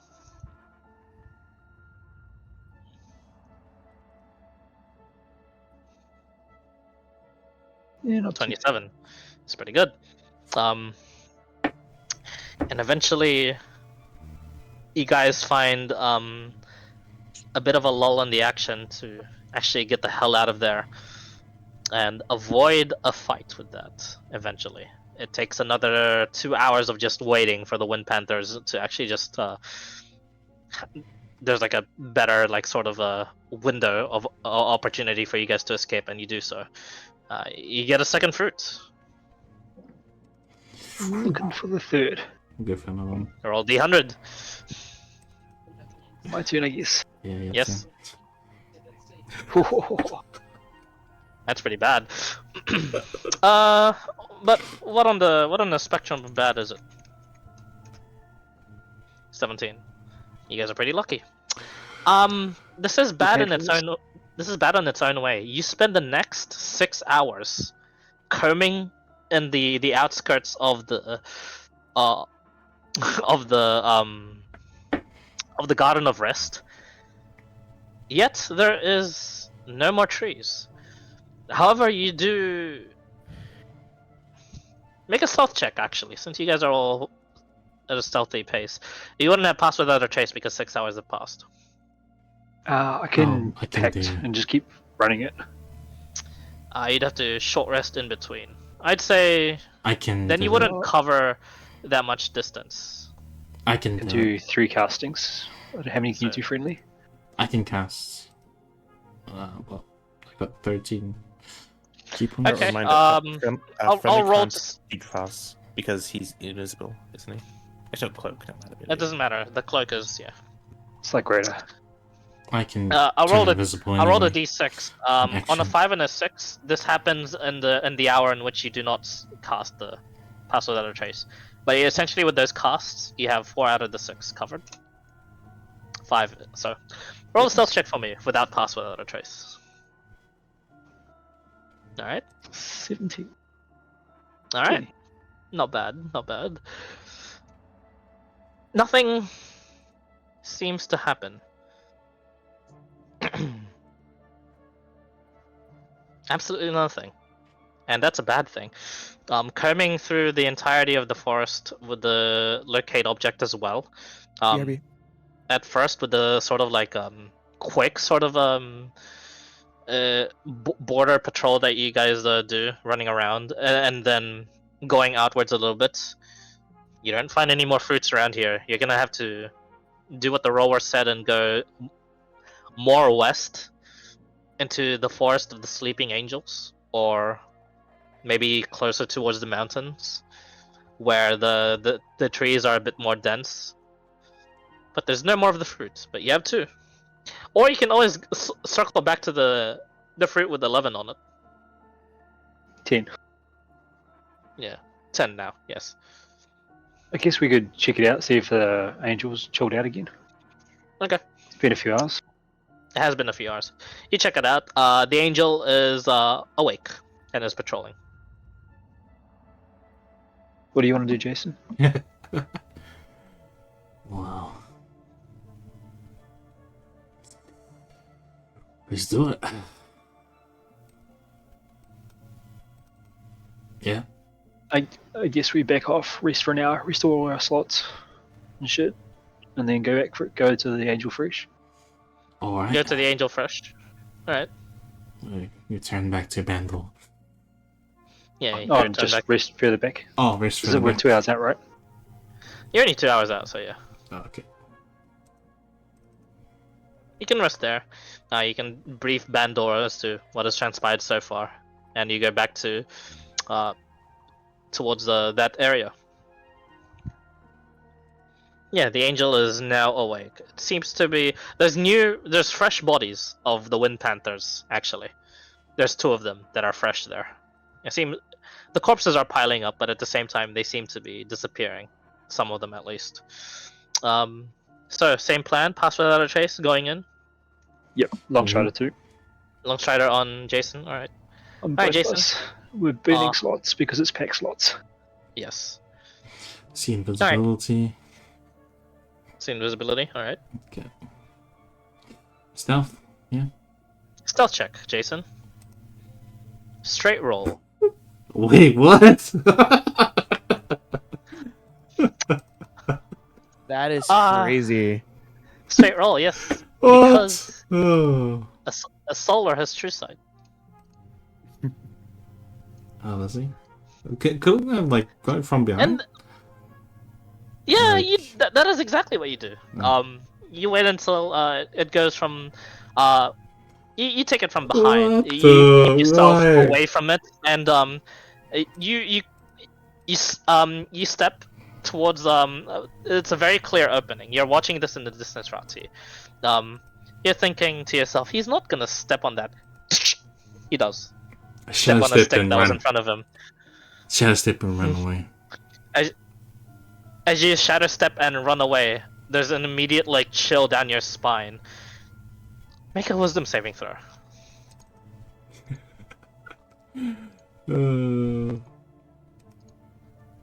The monkaS.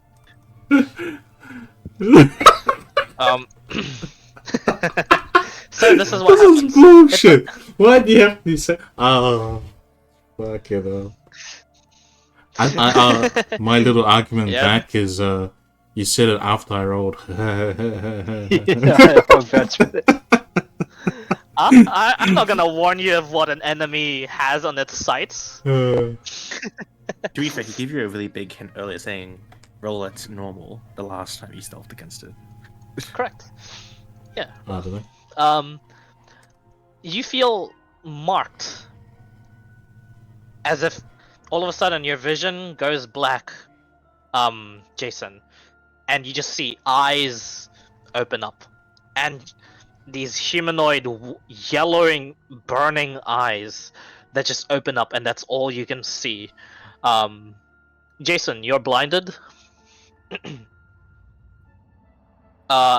And you watch as Rati, he teleports away. Jason all of a sudden is just oh no, you don't see this shit. Yeah, you don't see this shit. Jason, I'll you cast, all of a sudden what was that? I'll cast darkness around me. You cast darkness? Do you need to be able to see to do that? Feel appointed cheese at the range. No. Oh. Okay. Yeah, You it's cast one of those funny spells, yeah. you cast darkness. That would be and you begin to I point to my move, but I point to my sword. okay, you just point towards your sword. You can't see anything but other than these like blinding yellowish eyes that just look into your soul. As he does so, Rati, you see just a darkness blob pop out of nowhere, I just and then can't the see. angel. You hear it can't see, and the angel just teleports as it uses a legendary action to teleport, and just match the speed of Jason. This is You watch it's a as running this- blob of darkness. There's 2 of these yellowish, radiant battle axes appear next to the angel, and with it, much like the Endless Guardian, ethereal arms begin to sprout all over it, but this time in some sort of weird cosmic horror, sort of like an angelic statue.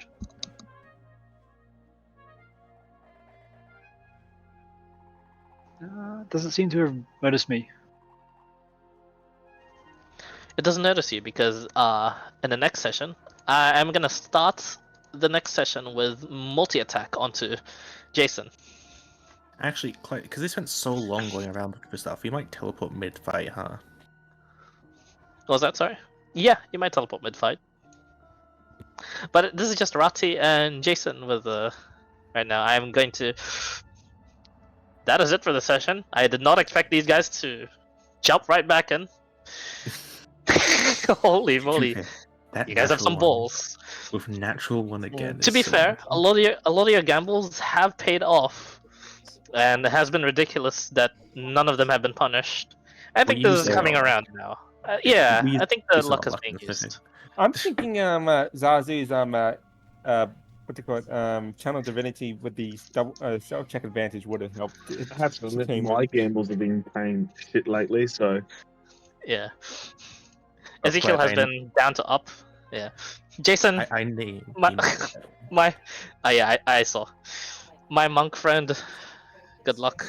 Yeah, just Hara just running blind.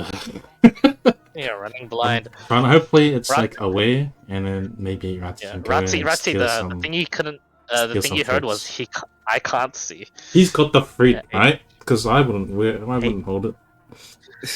Oh yeah, Jason has teleported the angel away from the loot tree. Well, I was just thinking yourself, has he seen me? Do I just grab something and run with him? You see some blood going And like black. In the next session, we can do this all under initiative. So yes, you can. Hey, Clyde. Mm. Out of character, darkness is gonna help a lot, huh? That means I can see him, essentially. Yes. Or see where he is. Yeah, he can see me running. See this blood. It darkness doesn't blood help running. against the solar. I know. Yeah. Fog Cloud would, though. Fog Cloud. Yeah. Yes, Fog Cloud Wood, Shadow of Moyle, shit like that. Yeah, it's yeah, into. I'm just looking at the shit of the solar has. Man, that's crazy. Can you just tell us if they base solar or a modified solar? It's modified, alright. Every solar is different in its realm. These ones are battle axes. Okay. Because, Instead of flying sword, they have like flying axe. But that's about it. okay, because I've used a solar once, and I just know, like, I specifically know one thing is extremely high that shouldn't be that high. For a saving throw. Yeah. How fast is the solar? That's crazy. I don't know what they have, but I know. How fast is the solar? It only needs one legendary action to keep up with you, Jason. Yeah. How fast? Yeah. How much have I studied solars from Sage background? I definitely know good strategy that we have access to, but I don't know if Rati knows he's got a good strategy. You can make there'll be a history check, and then I'll let you determine History how or much. religion? History. It's Sage. It's a study. I'm gonna go. Thanks for the session. Cheers, Dizzy. Alright. Cheers, please. Goodbye. Well, 12. You can implement half of your plan. I'd say. okay. But yeah. Just for curiosity, Righto. Sarsi would ask the Rella where the other two went besides Bandor. You're not there yet. Not yet. Not yet. You're not there yet. Alright, we went back in time to do their stuff because we basically had a montage doing stuff in. Yeah, when you split the party, stuff slows down tremendously. Yeah. Because if you go through each person's instance of time separately, so you're basically going back over yourself. Yeah. Okie dokie. Alright. I need to go How the toilet, and I so- need to go get some foods. Yeah, The what was your armor question? he has is like very dark armor. Huh? It used to be, like, Because the fire, the half plate was initially red because of the fire belt. correct, yeah. And it was So like, it's not like a it was steel and it was red. Now it's just like oil shale. okay. Yeah. 'Cause I need to change my token to match up. Okie dokie. Alright, time to go to toilet. Uh, Alright, cheers for the session, guys. Okay, I was just gonna ask one thing. If you have, before go. yeah, if you have any questions, stuff to talk to Friadre or Resin God about, do it in text, as always. Okay, it's just a DM question. The chromatic orb shot, would that count as a weapons attack, or would that count as a spell? It's a spell attack. It's a spell Okay. attack, but the +2 from your bow counts. +2 counts towards the spell attack as well. I was just it asking for doesn't- the sake it of extra doesn't- attack, war priest, all Yeah. that. Oh no, yeah, it's still chromatic orb is just an action, still. Okay, so got it. Just But it's at double check. will. It's infinite. Yeah, Yeah, 3d8 on an attack like that is pretty nice. yeah. Like, I was anything just change asking damage for the type sake of constant, extra yeah. attack. That's all. That's literally it. Okie dokie. Time to go. Goodbyes for now. Yeah, Yeah, I think it, GG.